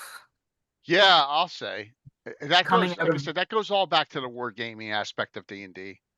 Right? And yeah, and this is something that never really got No, it got never. After Gary was off doing his own thing, doing stuff in Hollywood and all with the cartoon and all, he kind of lost interest in it. Rob Coons wasn't doing any of that stuff anymore either, and that kind of got forgotten. But it's really neat to learn about that in the history that was the plan. And then, of course, there's too many cooks in that. There's too many cooks. Yeah, it's just gonna fall apart. It's just like anything. You got too many factions there. One's gonna, good. Yeah, I definitely incorporated it into my reworking of the war's history. Didn't Spine Castle fall in 563? It's early, right? It's pre Battle of Emerald Meadows. Yeah. Yeah. Early on. But that's cool. Yeah. That's cool to know all these areas here are like because the Sea Barons are a very powerful sea-based group. with the stuff that appears in Ivid, yeah, I think there's a lot of potential to do stuff with the Sea Barons, the Lordship of the Isles, and whatever. And depending on what you're doing, whatever Drax is doing out of Relastra and the Solnor Compact, if you use that, and the ruins of Medegia. Yeah. Definitely, it's a great place that you could really adventure and do a lot of political intrigue. That whole area, it's just, if you think you're going to like undo all the damage on the Great Kingdom, I don't think that's a good direction to go. But all the smaller stuff, I mean, Beaumarch and a lot of you could do a lot of ship-based adventuring out here. It sounds that would be pretty cool. That would be pretty cool with the smaller ones. You could even say, the elves aren't going here anymore, and you could use Lendor Isle too.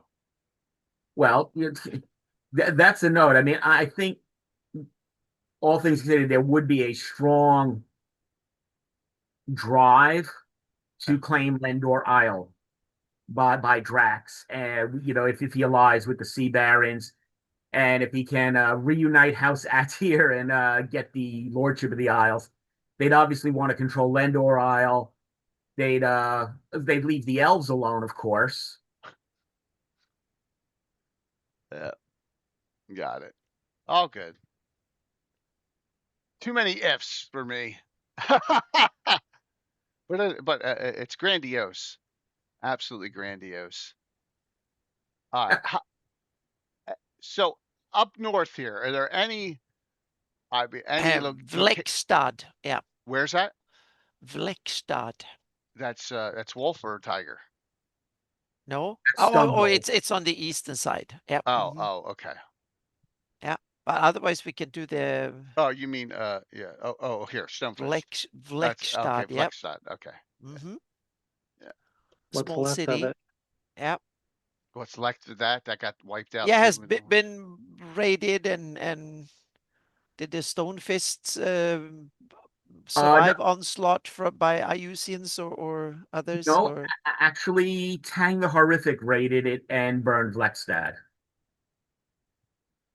Wasn't he working for Ius though? No. Okay, so Tang was working for Ius, who sent him off to kill some of the rovers. Right. And Tang got upset, took his horde of mercenaries, turned on Ius, trashed through Ius, and wound up with the wolf nomads. Joining them.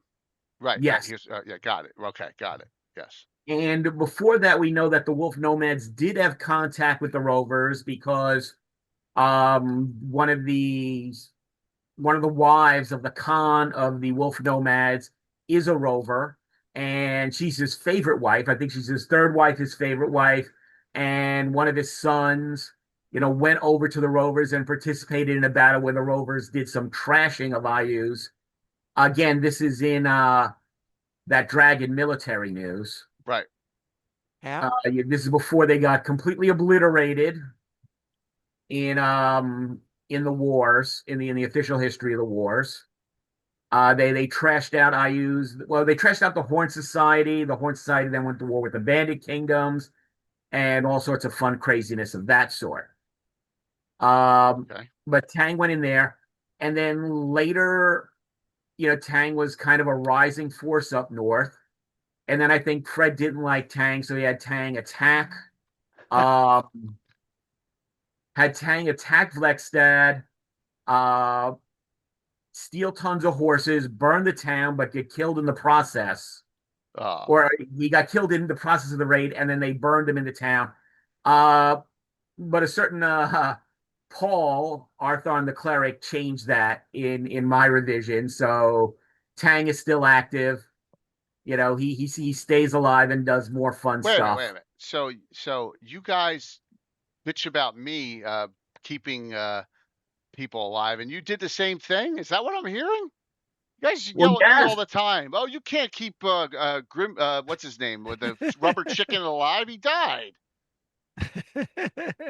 I just like Philidor. I have no problem with you not turning Thrommel into a vampire. Yeah, I'm just kidding, dude. That's funny. That's good. No.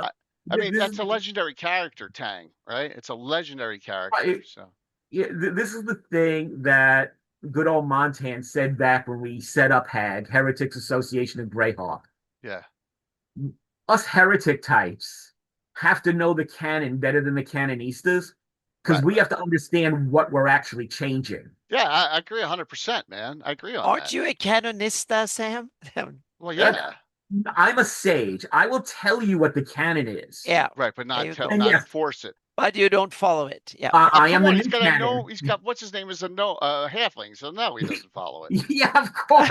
I have consciousness. Come on. Yeah, he doesn't follow it. Yeah. But it's no. Yeah. Okay. All right. Well, I don't feel bad now. I mean, for me, it's only like 3 or 4 characters that I undid their deaths, right? This it's driving me nuts. All right. Let's yeah, he's right. What's that? Eric is right. Pearland has some nice small city. Best small city, Traft. Where's Traft again? Pearland. Oh, that's good. Yeah. Pearland. Oh. It's gotta be my trackball is acting up again. It's always something. There we go. All right.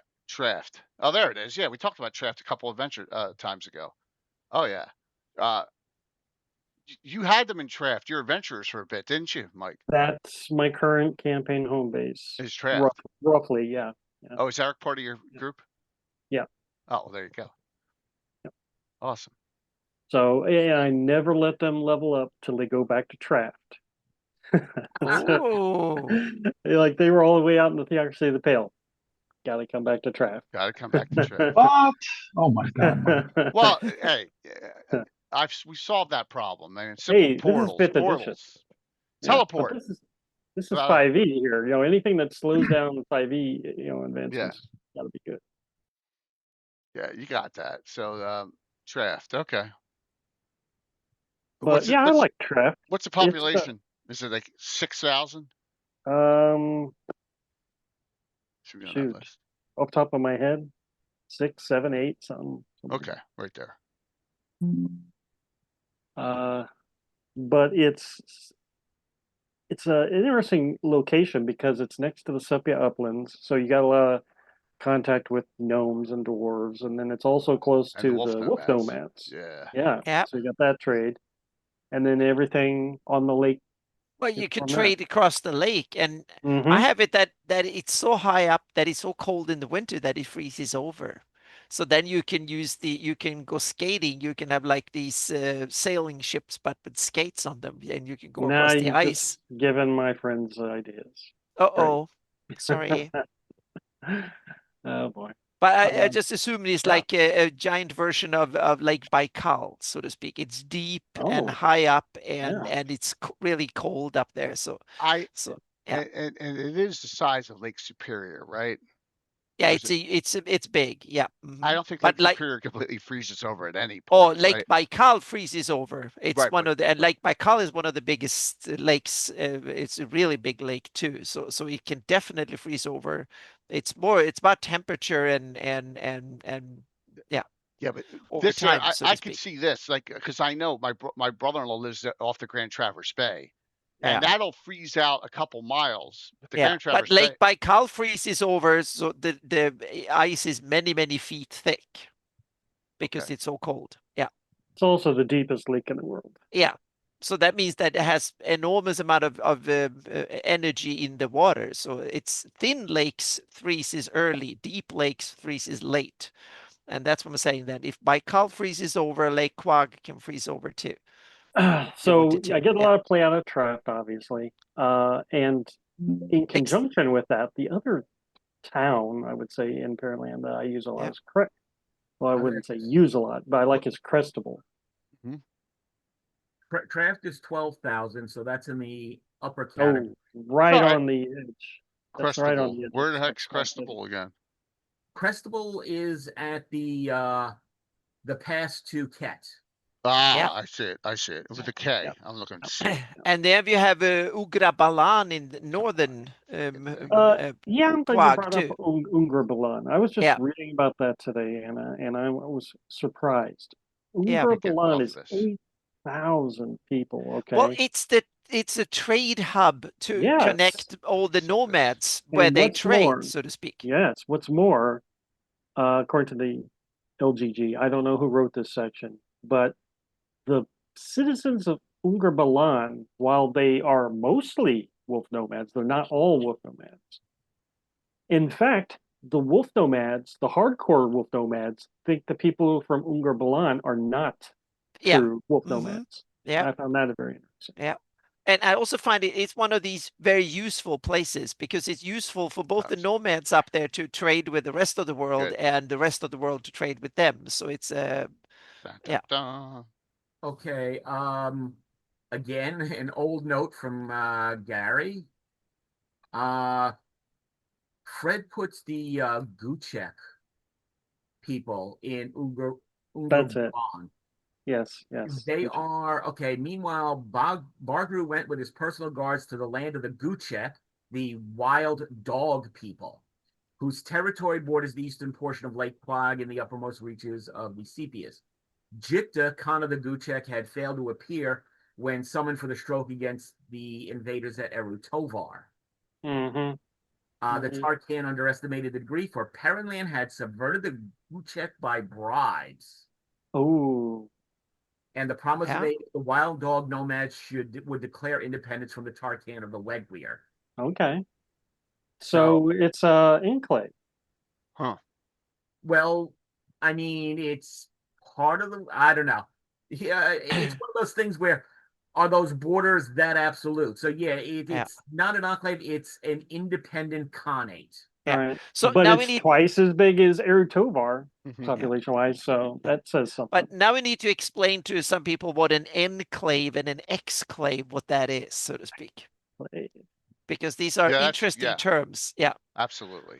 Yeah, an enclave is one country that is inside another country completely, like the Vatican. Yeah, exactly. Yeah, Lesotho and the Vatican State, San Marino are an example of exclave.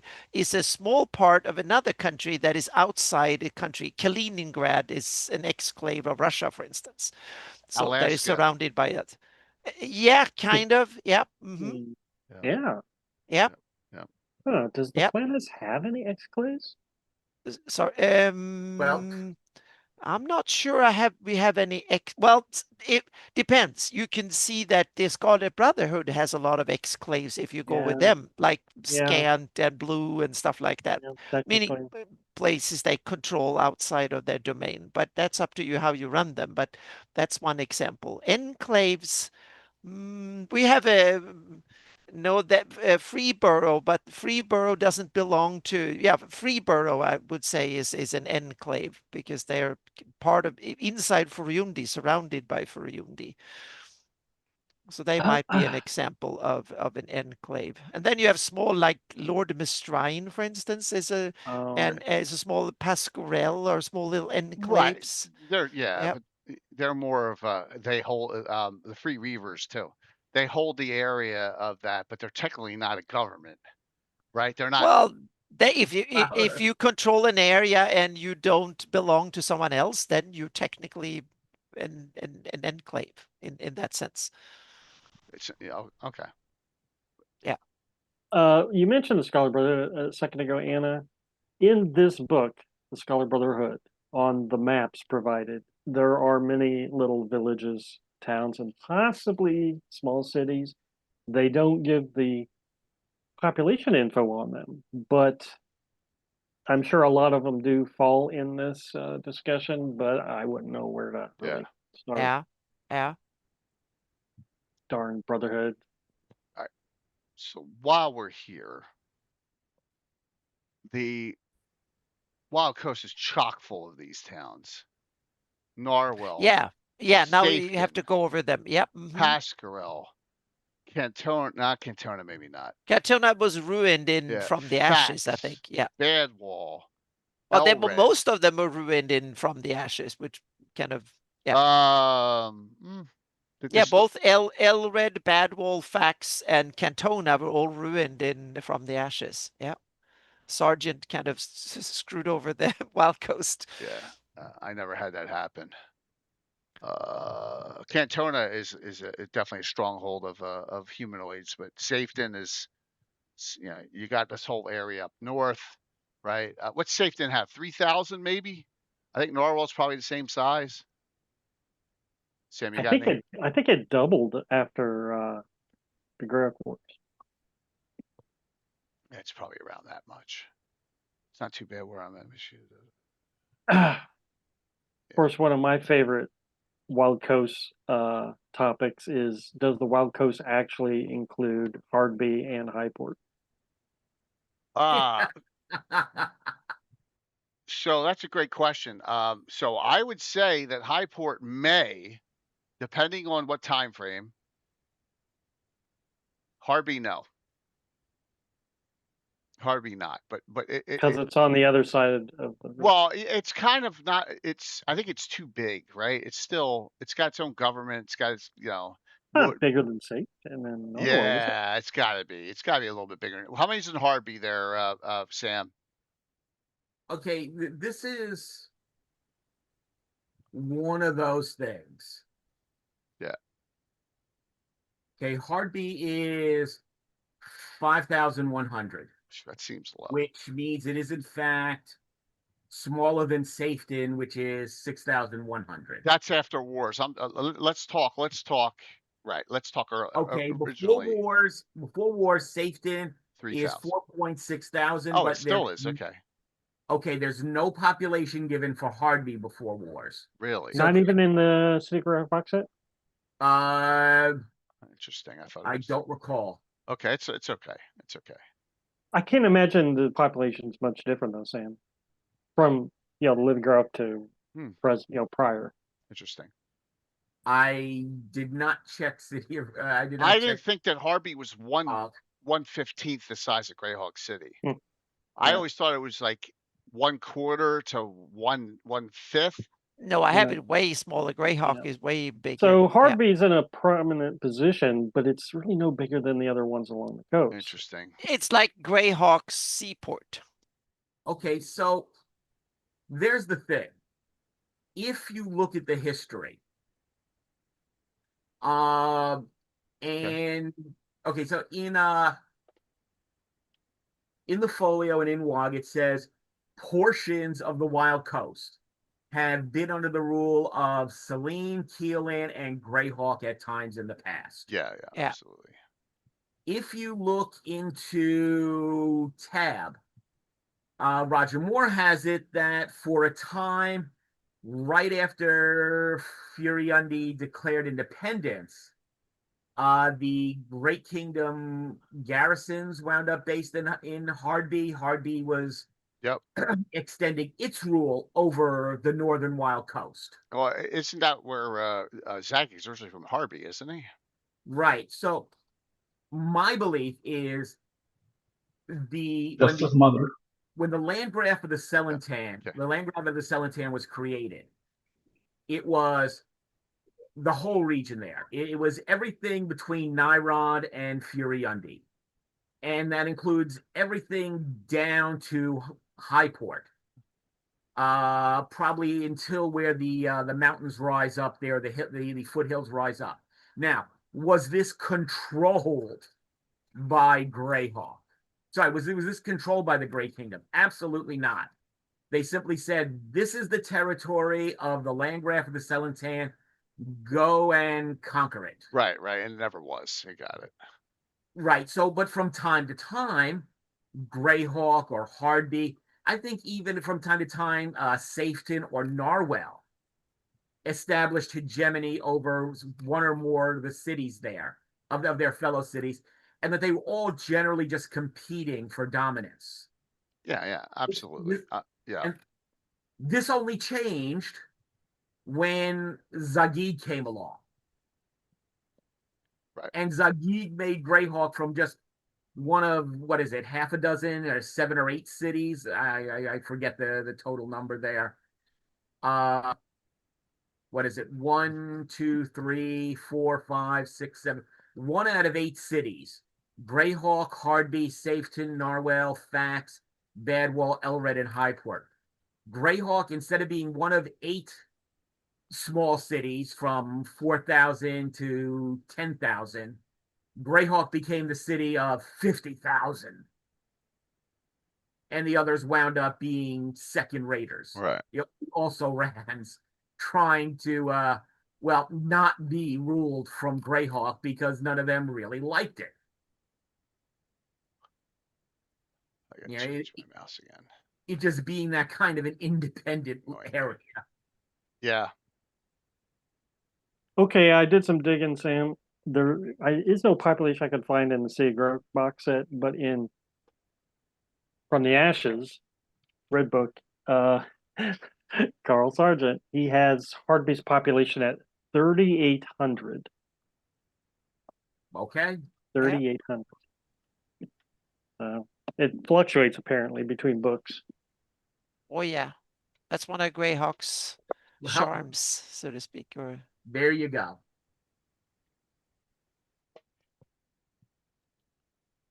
But isn't the trend that it has increased over the? Oh, it's not working. Yeah, it started out low and then it grown. Yeah. Okay, added a note for that. There we go. Going back to our discussion a few weeks ago about changes you'd make to Greyhawk, I prefer a Hardby that was like 10,000. Yeah, I want to have a way bigger Greyhawk, and that way I can also have a way bigger Hardby. Yeah. That's what I have. It would still be really small compared to Greyhawk, but it would be a substantial port. Yeah, 1/5 to whatever on Grey. Yeah, that's kind of. Catherine then mentions Elmshire. Now, Elmshire is given a population of 4,000. So at the time, pre-LGG, Elmshire is the same size as Hardby. Well, it's all halflings. Population. No one cares. But it's even all bigger. Yeah, Mike, it's only half the size. Remember, a lot of them spread out. A lot of them get their tongues ripped out. A lot of them get kidnapped by the Mongols.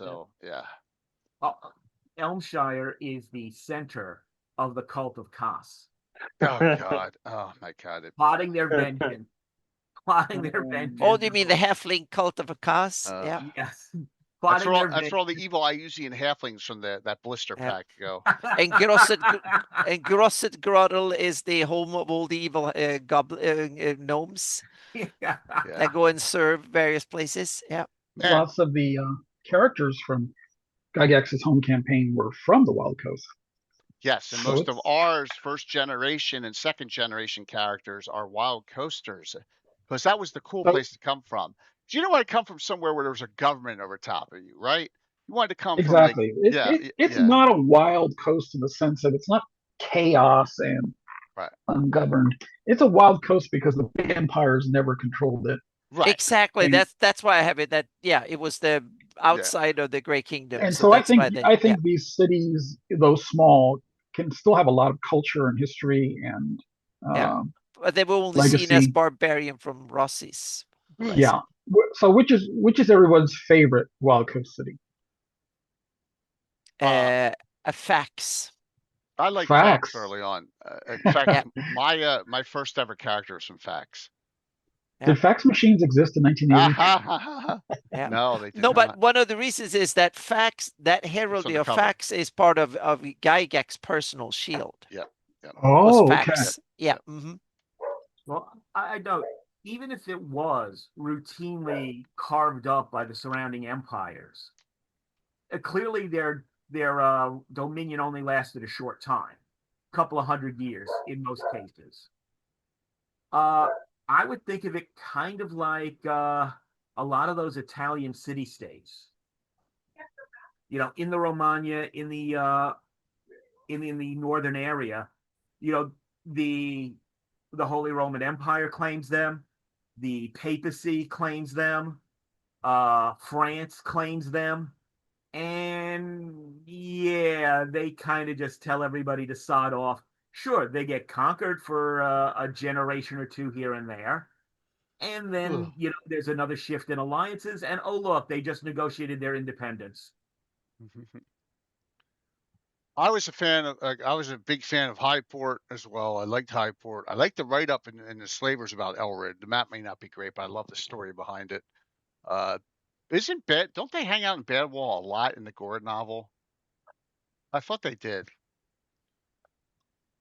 Badwall has a big tie into Noldare, if you ever run that adventure. Right. And I do a lot of adventuring out of Norwell. Or did, because Norwell and Maastricht and the Pasquarel Cockatrice Riders all have a three-way detente going on right now. So there's a treaty, so they all do not, they leave each other alone. And that's currently where it is there. Do they all have their own shield designs, Anna? Yeah. Oh yeah, and some of them, meaning Safeton got its from the Ashes, as Pasquarel did, and the Hardby Mariners, but Cantona Fax I took from I created the Fax one from Gary's shield, so to speak. So I took Fax, and Badwall and Cantona. Elred is part of it was from the original somewhere, or maybe it was from the Ashes, but Badwall and Cantona I took from the title image of the 83 box set. Those knights, they have these the shields from it. No, Badwall I invented, and Cantona and Highport I took from them, so to speak. Hey, you don't like my Daughters of Maastricht, Mike? All anti-paladins? I like your Daughters of Maastricht. They're cool. I like it. Yeah. I like them. Don't ever have tea and crumpets with one. I was just saying in the chat that Miss Strine's sister is one anti-paladin. We have he has a sister. It's a joke. Oh. Anti-paladin. Damn! Now in my campaign, I need to give him a sister. Yeah. Now that was from Mike. Yeah, Miss Strine's sister. Yep. Just somebody wrote about Pasquarel in A Mysterious Places during Living Greyhawk. Yeah, I mean, right. They did. No, that was me. Oh, was it? Oh, cool. Yeah. Yeah, Canadians. Yeah, that's a good one. And I think the closest we have is Sea of Medigia, is the closest to the Vatican State. Yeah, not anymore. But not the Vatican State of today, but the Vatican State of the Papal States of the medieval times. Like where Rome changed over to the Papal Shield. Well, meaning the Pope. When the Pope had a significant part of what is today Italy was run by the Pope, and that's why I see the Sea of Medigia is being like the Papal States of old medieval times. There were popes that came from Syria. There were popes came from all over just like their popes come from all over the Catholic world today. There's nothing new. I understand that, but from the middle, I'm saying that they. But you have to realize Syria is one of the oldest Christian country. They were Christian long before any European were Christian. Yeah. So I'm not surprised that they come from there. But they're not that many Catholics, but they're Christians. Yeah. Because I think the Alawites are Christians. Oh yeah. And there's Syriacs, and there are a whole bunch of them. Yeah, the old Syrian churches are in the Copts in Egypt and stuff. They're really the first generation of Christians. Yeah. All right. But sea is also the Holy See. Is that title, the holy title? Yeah, so Gary used that too. So the Sea of Medigia is definitely a kind of a slightly analog to a papal state. So to absolutely speak. The most barren place. No one ever wrote up anything here because exactly, which is sad because it has a lot of cool history, but not much mentioned. So it's ripe for development. It is the original heartland of the Great Kingdom, so it's probably very well developed. Exactly, it's described as being very decadent. Yeah, so like a papal state at the worst time. Yeah, and also there was the Ivid felt a strong desire to destroy it, meaning that needs to have been something for him to destroy, so to speak. Otherwise, he wouldn't have spent all the energy of conquering it and putting it to trashing it, so to speak. And it also has another important city. Pontilver was part of it too, and Mentre. So it has two.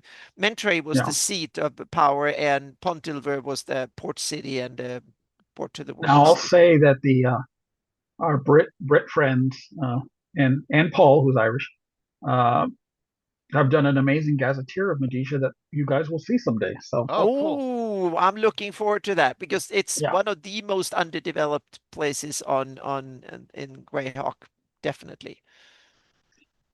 So Jay, way back. Oh, that's annoying.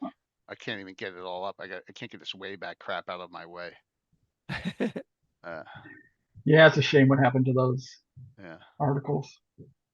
Oh, here it is. So in this category, we've got 3 cities in the Lordship Isles that fit this category, and I wrote the Lordship Isles.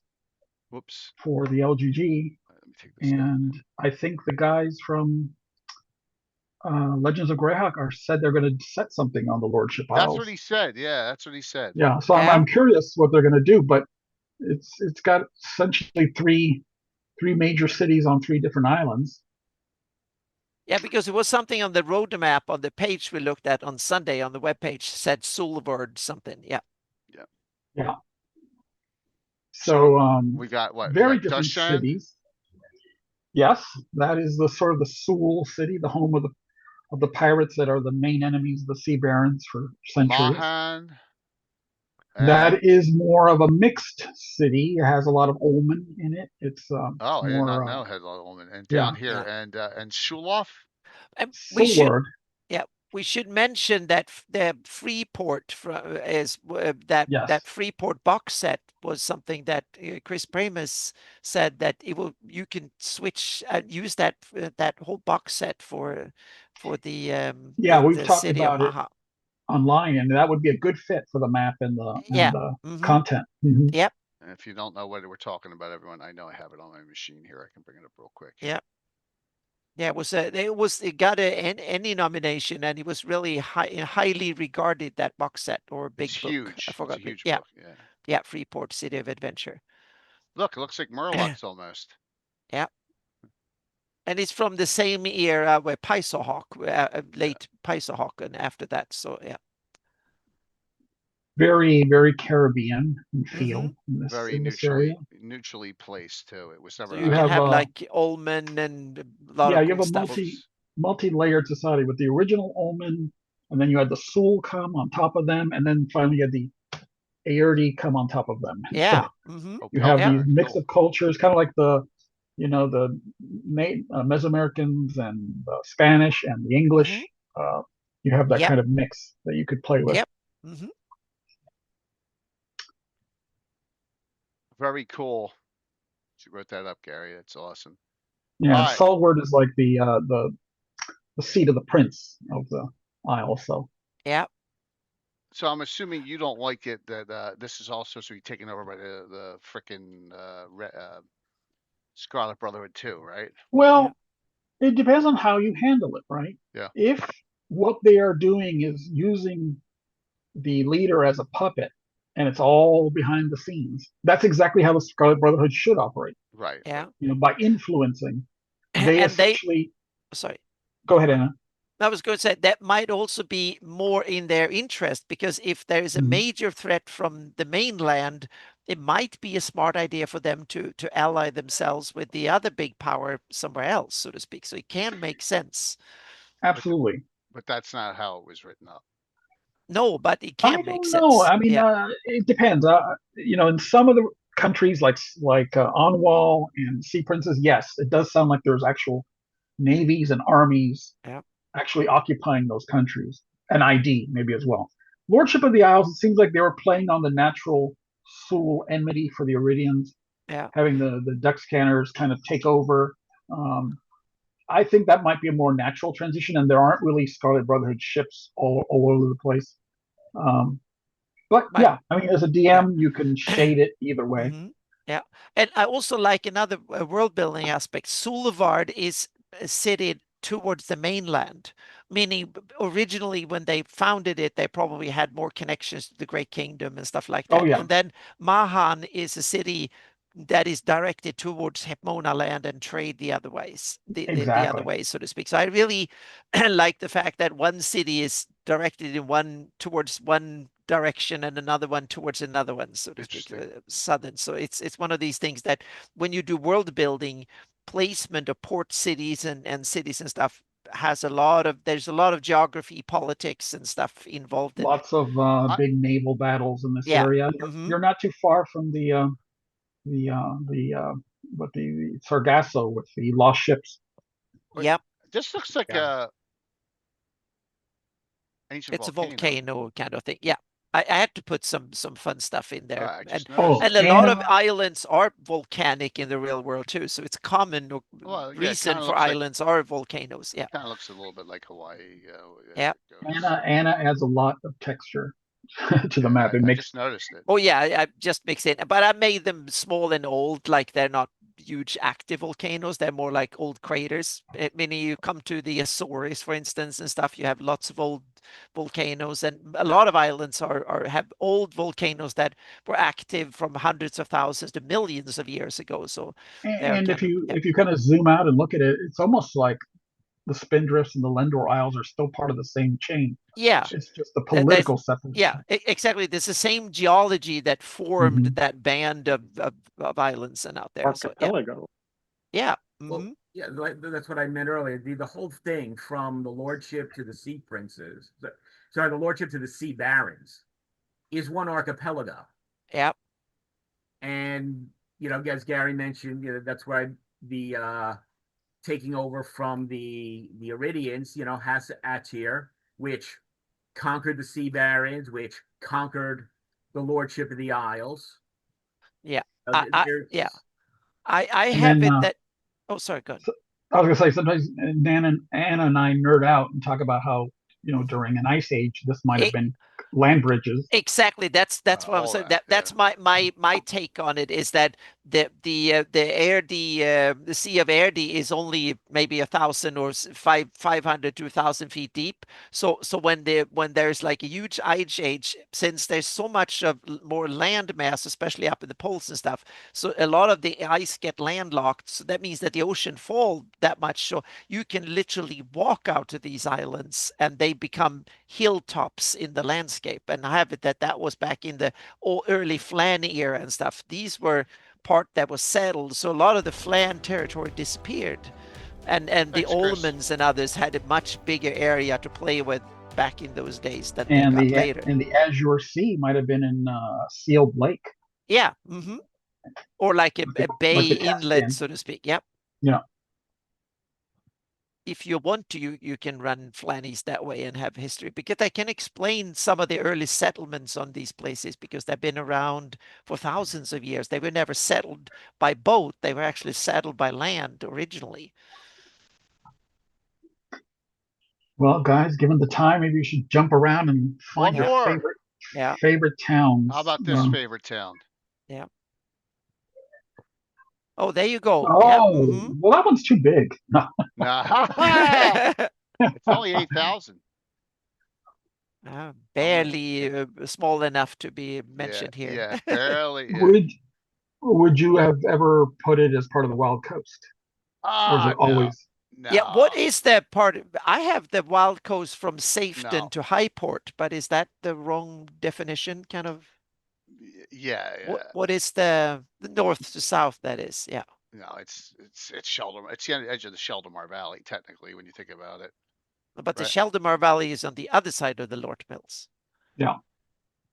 The whole area is the Sheldamar. The Lort Mills is part of the Sheldamar. It's a political Sheldamar. Yeah, the whole area is Sheldamar. Celine's not in the Sheldamar, right? No. Right. No, it's. But it's complicated. Right, exactly. Apparently, yes. That area, like I always say, as far as it's not part of the Sheldamar, and the Jewel River not cuts the Sheldamar. Celine's not part of the Sheldamar, but the Lornville Mountains are all the way over to all all the mountains here and everything in between is part of Sheldamar. Oh yeah, I have the Sheldamar Valley is on the western side of the Lort Mill to the eastern side of the Crystal Mist. That's the Sheldamar Valley. That's the valley, but the Sheldamar itself is the whole area. The Sheldamar is the river in the middle of the valley. Right. Yeah. So there's the Sheldamar, there's the Jewel. And it's sort of a thing where the people of the Sheldamar think they should rule the people of the Jewel, and the people of the Jewel, which is to say Selene, thinks they should rule the Sheldamar. And I toss in a third river there, the Javan, which is I even was longer. going to say that Javan, Selene is the land between the Handmaiden and the Jewel. So I can toss in the fourth river. Yeah. We always forget the Javan. Yeah, I know. The Javan is the big one of the two. Yeah. What's the population of Enstad again there, Sam? Yeah. Just over like I think it's 8,000 something. It's got a lot of detail. Anna did a great job on it in the teaser guide. I'm not sure why it's. Oh, yeah. Would you guys assume that it's almost completely elves? It is 7,200. Enstad's mostly there's the Altimer map, right? Yeah, Enstad is 7,200. It's just. Oh, looks great. Yeah. Yeah, 7.2. Yeah, absolutely. We have an Enstad map too. Yeah. We have a great Enstad map. I'd extend also, the people of the Jewel, Selene, thinks they should rule the Wild Coast. Yeah. No, Selene, no. See, that's pushing it. Oh no, it says clearly in the Folio and Gaz that I agree with Sam on this. They want the coast. Yeah. Parts of the Wild Coast have been under the control of Selene. Yep. I have it that Fax. I have the Fax was an elven port city to begin with. That's my take. Parts of the Wild Coast means the Welkwood.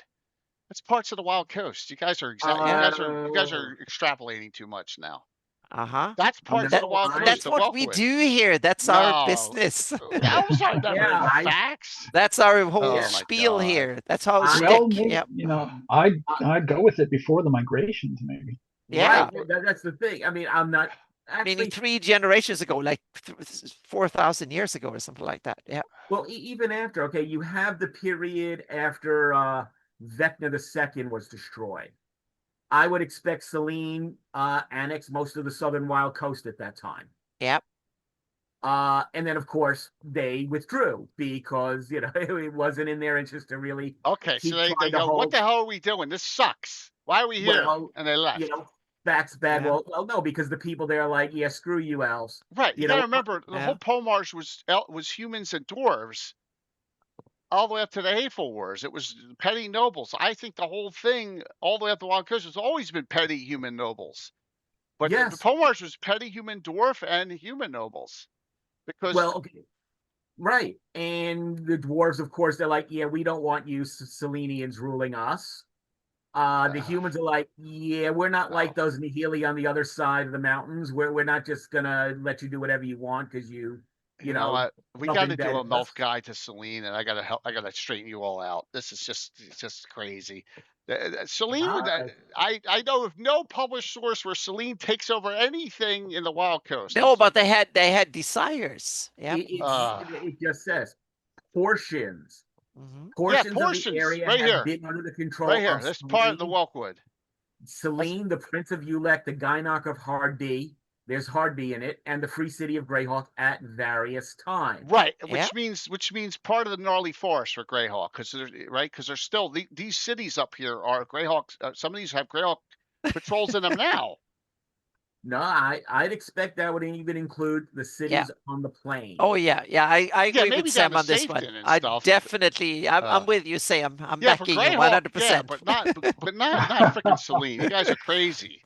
This is like nerd alert. Yes, that's awesome. Something. You guys got no. This is sipping in the chew or something. The Selenian elves love their imperialism. Yeah. And they don't see any reason to let humans rule stuff. They might have their imperial phase too. Not only humans, others can have it too. Yeah. Nerd alert. Yes. They to rule themselves. They're too flighty. They're too. Yeah. Yeah. So no, Selene had to take over the area. Yeah. Good. And then, of course, the humans showed their gratitude by revolting and kicking them out. Yeah, so they held the place for 3 weeks. Maybe. Elven weeks, meaning like 60 years or so. No. I know you guys are just busting my stones now, but no. Hey. Anytime we can make you go nerd alert. Yeah.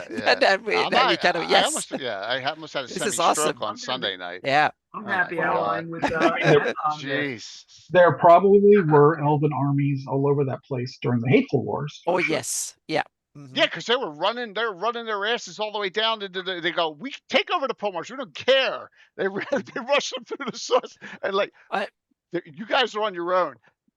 The Well, now they Selenians did might not come want and to. help the pole march. Yeah, they might want to pick a fight with the humanoids too. Yeah. They did. They were part of killing, throwing all the the humanoids They out. They chased them out into the pole march, but they might want to come and. They're like, you're on your own there, buddy. After that, they weren't. They did not go and assist. Yeah. Yeah. Oh my gosh. Yeah. I need to take a shower now. This is good. We got our nerdiness going here. Yep. We got through it. Large towns, small cities. Yeah, that was good. Yeah. That was good. Oh my gosh. Yes. At the end here, one nerddom going wild here. Well, I'd throw in a mention that all three of the barbarian capitals in Rizia are small cities. Okay. Of the size that we're talking about. Yeah. Right. Yep. Krakenheim, one of my favorite names. I would throw out, just because I like the name, Shibboleth. Yes, Shibboleth, I love the Shibboleth too. It's such a cool name. Yeah. It's really close to Vecna's old ruins. I mean, okay. Like Fleeth. Yeah. Kind of makes you wonder what Gary intended with the biblical reference in naming that. Oh, you mean Shibboleth or Fleeth? No, Shibboleth. Just as a Shibboleth. Okay, yeah. Old Jewish, yeah. I don't know. Yeah. Well, they have to come up with cool names somehow in the beginning. I mean, after all these years and all these discoveries, I think nothing is an accident. Yeah. Yeah, maybe there's a linguistic quirk across. Well, there's some things that we know were accidents. Meaning we've had people on the show talking about how accidental things were at times. I think Glorioles was not an accident. Probably not. That's probably why Wizard changed the name, because it wasn't an accident. I think they changed the name because we made fun of Glory of the Giants. Yeah. Are there other sources for Molag other than I is the Evil? Well, there may be a little bit based on Molag next year. But we have very little information about Molag. I think it's mentioned. Yeah, it's mentioned, and there are some scenes from Molag in the Gord books. Yeah, Artifact of Evil, and then I forget if it got taken out in Artifact of Evil or one of the later ones. No, my question was, Anna, is there detail on Molag in for the Horn Society in our Melf Guide next year? Oh, next year. That is under NDA. I can't talk about that. Yeah. Okay. Good, Anna. Good job. Yeah. He was trying to tempt you. Yep. Awesome. All right, Mike. Link us your latest cartoon, man. Let's go for it. Okay. Yeah. Brace yourself. Let me hook this up. Okay. Here we go. Cultist. It looks like Mark. Yeah. Whoops. Just center it. So last episode, they finally met Marquesa. So this is continuation. Something happens to her. You might be surprised to learn that the slave lords have only been around for a few years. Some of our name is Stalman Klim, the 9 led a coup replacing the king of Sutterham. Ever since the yellow sails of the slave lords have terrorized the coast. CS, the cult behind the slave lords Klim is of the I'm familiar. Gaknef, I'm not familiar with that guy. Marquesa has been slain. That's right, die, Marquesa, die. Funny, that's a good one, Mike. Yeah. I gotta get that one. Blackthorn. I was Marquesa's treasurer, but I really sent by the other slave lords to spy on her for her treachery. Killed by an accountant. What a cruel way to die. Oh, you two are next on my ledger. Yes, and that was one of her copies, obviously. Hurry, you fools. The secret exit is this way. If you want to go to the area of the slave lords, follow me. What? How? Marquesa has a brainwashed body double, of course. Oh, no, that means that this is a multi-part adventure. I know it. Nice. Oh, that's so good, Mike. That is fantastic. Awesome. To be continued. Yep. Speaking of the cultists, a certain Gary Julian and his party of heroes now has outfits of the cultists. Oh, wow. Yep. After their After last adventure. What? After their last session. Oh. You need to show up for a guest appearance, Mike, and oh the no. cultists and get it back from them. Oh my. Wow. Oh my. They found a secret door, they looted stuff. So what do you got going on there, Mike? Anything else? How's your game going? Oh, yeah. So the Paraland guys got back to draft, leveled up to 15th level. So what do you do with 15th level characters? Turn them into gods. Well, you blackmail them. Oh, there you go. So some crazy person blackmails a bunch of 15th level characters and draws them to Schwarzenbrunn to do stuff.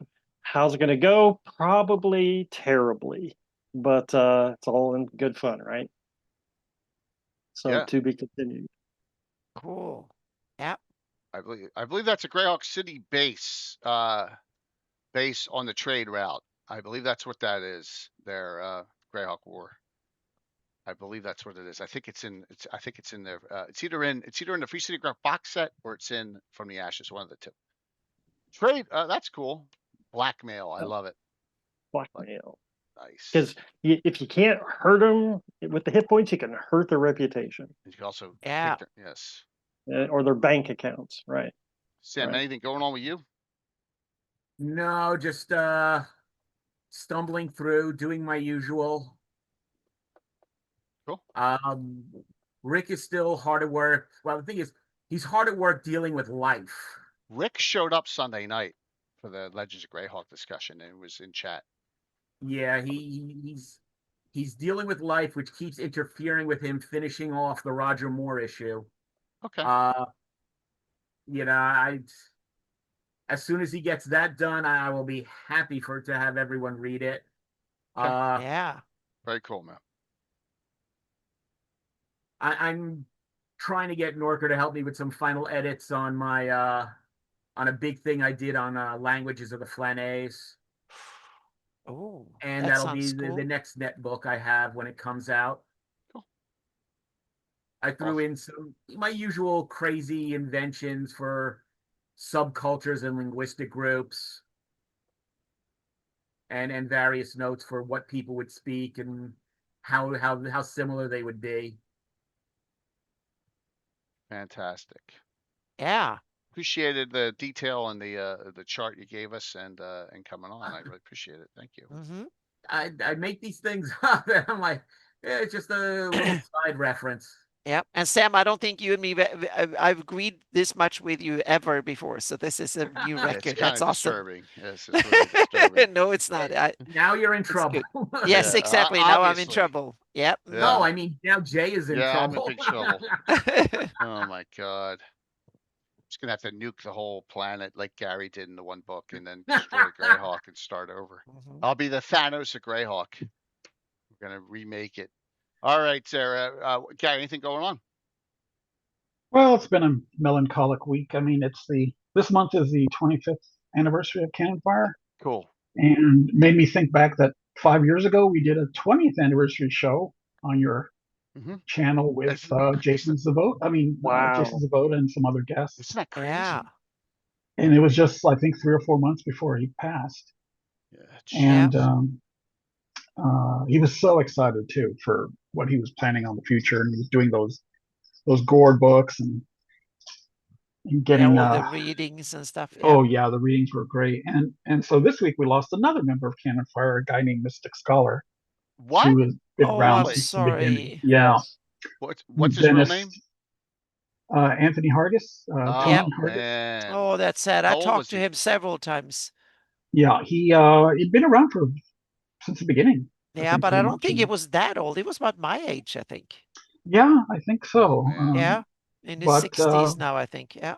Yeah, but diabetes, diseases like it sucks. Jason can take you out early, so it's really sad because we also had a project that we were working on that he wrote a lot for, and so now I feel like an extra burden to get it out there. Just maybe he'll see it from somewhere. Yeah. But yeah, I'm gonna try to do something special for the 25th anniversary here. And well, let me know because so the next two. The 26th is next week, and then the second I am on, but I'm away the 3rd, 4th, 5th, and 6th. I'm away on vacation, and then the 9th will be no Legends of Lore because I have my medical procedure that day. oh wow, Yeah. okay. So Yeah. I got two of them coming up. So if you want to do something on September 2nd, we can, or even next week. Yeah, You just gotta let me know. let's chat. Yeah, All right. Yeah, we'll just see what we can do. Yeah, absolutely. We can do a 25th anniversary celebration, either one of those 2 weeks. Because I don't think we want Awesome. to push it that far out, you know. No, because So then virtual Greyhawk Con is around the yeah. So corner. let's do either one of the next 2 weeks. That's awesome. Anna, what's up? I posted a resource page because people have asked me where they find stuff. So I put the links to my Notion and my my website and explained a little bit what's going on with them and why I haven't updated things. I'm going to follow that up with what you can find. The resource. This is the first one. Part 1 was where you can find things. Part 2 will be what you can find because I posted over 500 posts on Patreon in 10 years, and there's some little hidden things that probably have disappeared through the years, so to speak. So I will go over that, and that will come this week. And the reason I do some of this housekeeping stuff is that I want to keep the new cool stuff ready for Virtual Greyhawk Con and Gamehole Con and the seminars and stuff for them. So yeah. So that's why there will be some housekeeping stuff. And after these 2 posts, when we get closer to Virtual Greyhawk Con, there will be a rules dump for my games and stuff coming up too. So yeah. Awesome. Otherwise, it's game prep like crazy. I'm prepping for everything for the 2 big conventions. And for me, they are the biggest of the year because I have so many deadlines right now. I have like 3 big deadlines. So yeah. All good. All good. Yeah. Thank you, Gary. Yep. So pictures these are staged, but for tomorrow night, on the road somewhere. Outside Altamira, and then there, whatever that is, for Armed and Dangerous Mystery of the Egg. This is a 2-weeker. It goes 2 Thursdays. So we got the crew from Armed and Dangerous there, and yeah, this is a seeker adventure.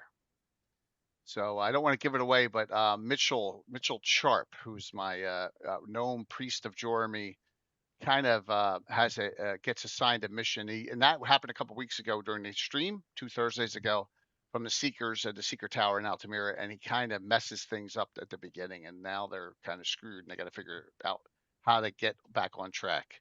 So that's what happens when you trust a gnome. So that is that. Hey, Raskol, see, Raskol remembers it's not a dragon egg. It's not, but you remember it was glowing. Remember it was glowing and it was purple and red and blue. It's not a dragon egg, but I appreciate that someone in the audience paid attention. But we'll go from there. Yes, and that's Thursday. Saturday, we continue my ode to Tim's Wizard of Id with my Trials of the Wizard Stidge, and this is the new group. This is probably going to be on the top rankings of one of the worst names ever. The group's name's TBD LLC. That's what they wanted. So what does TBD stand for? It changes a lot. So yeah, I know, Mike. I know. I tried to convince them otherwise. The only one who's not playing is Tiffany, and that one she's got another convention. She will not be there. But that one will be. That's every 2 weeks we run that one. So yeah. So we'll continue on that. They're going to delve. They finally are going to go inside the old tower. So I got to build that back up from the other ones right after Thursday's adventure. And then the big thing.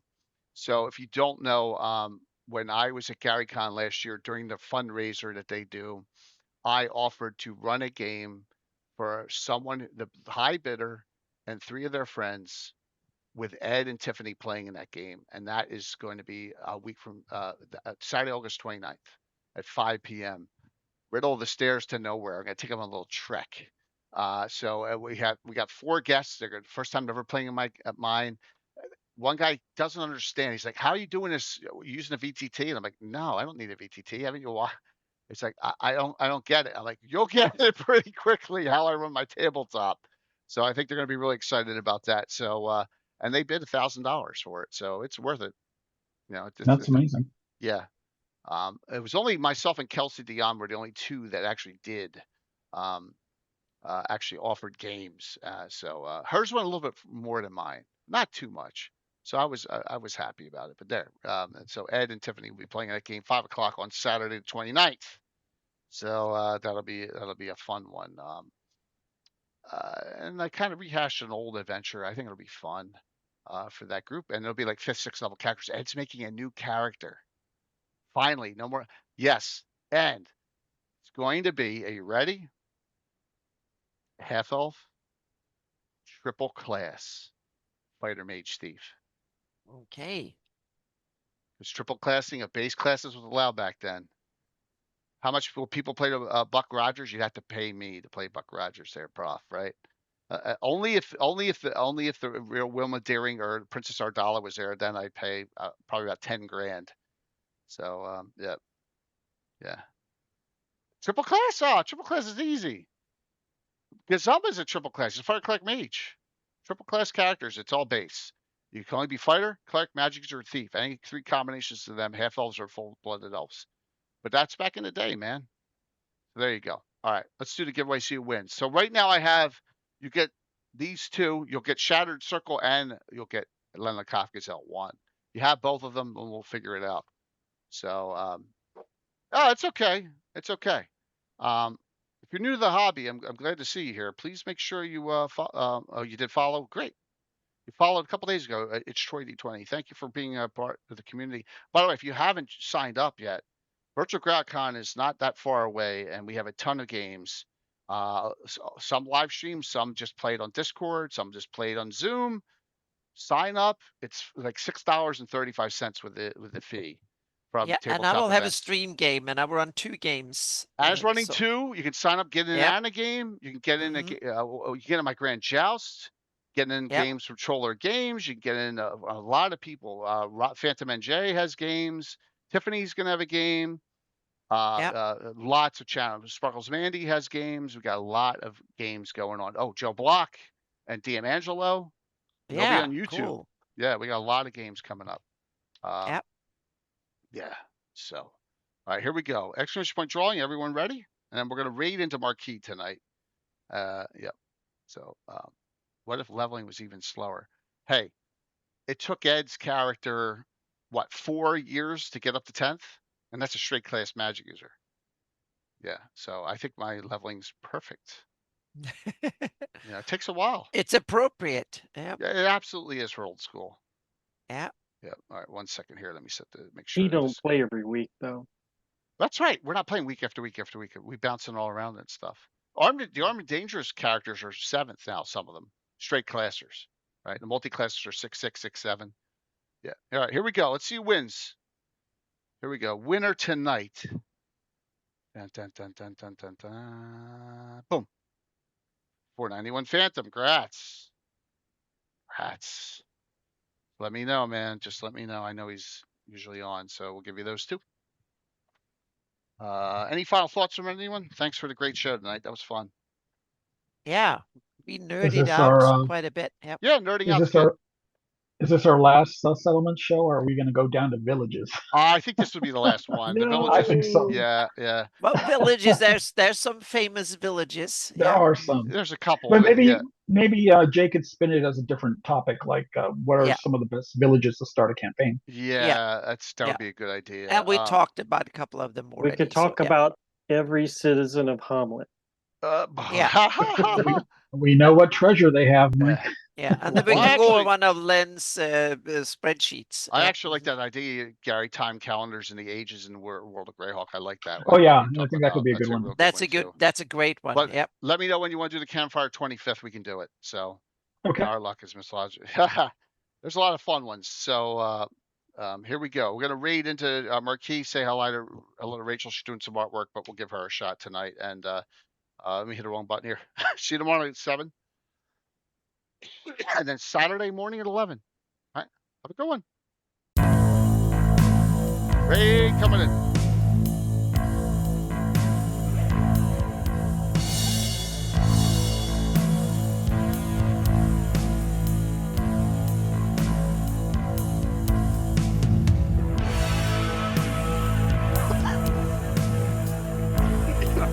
Rachel's got some artwork for her characters in my campaign.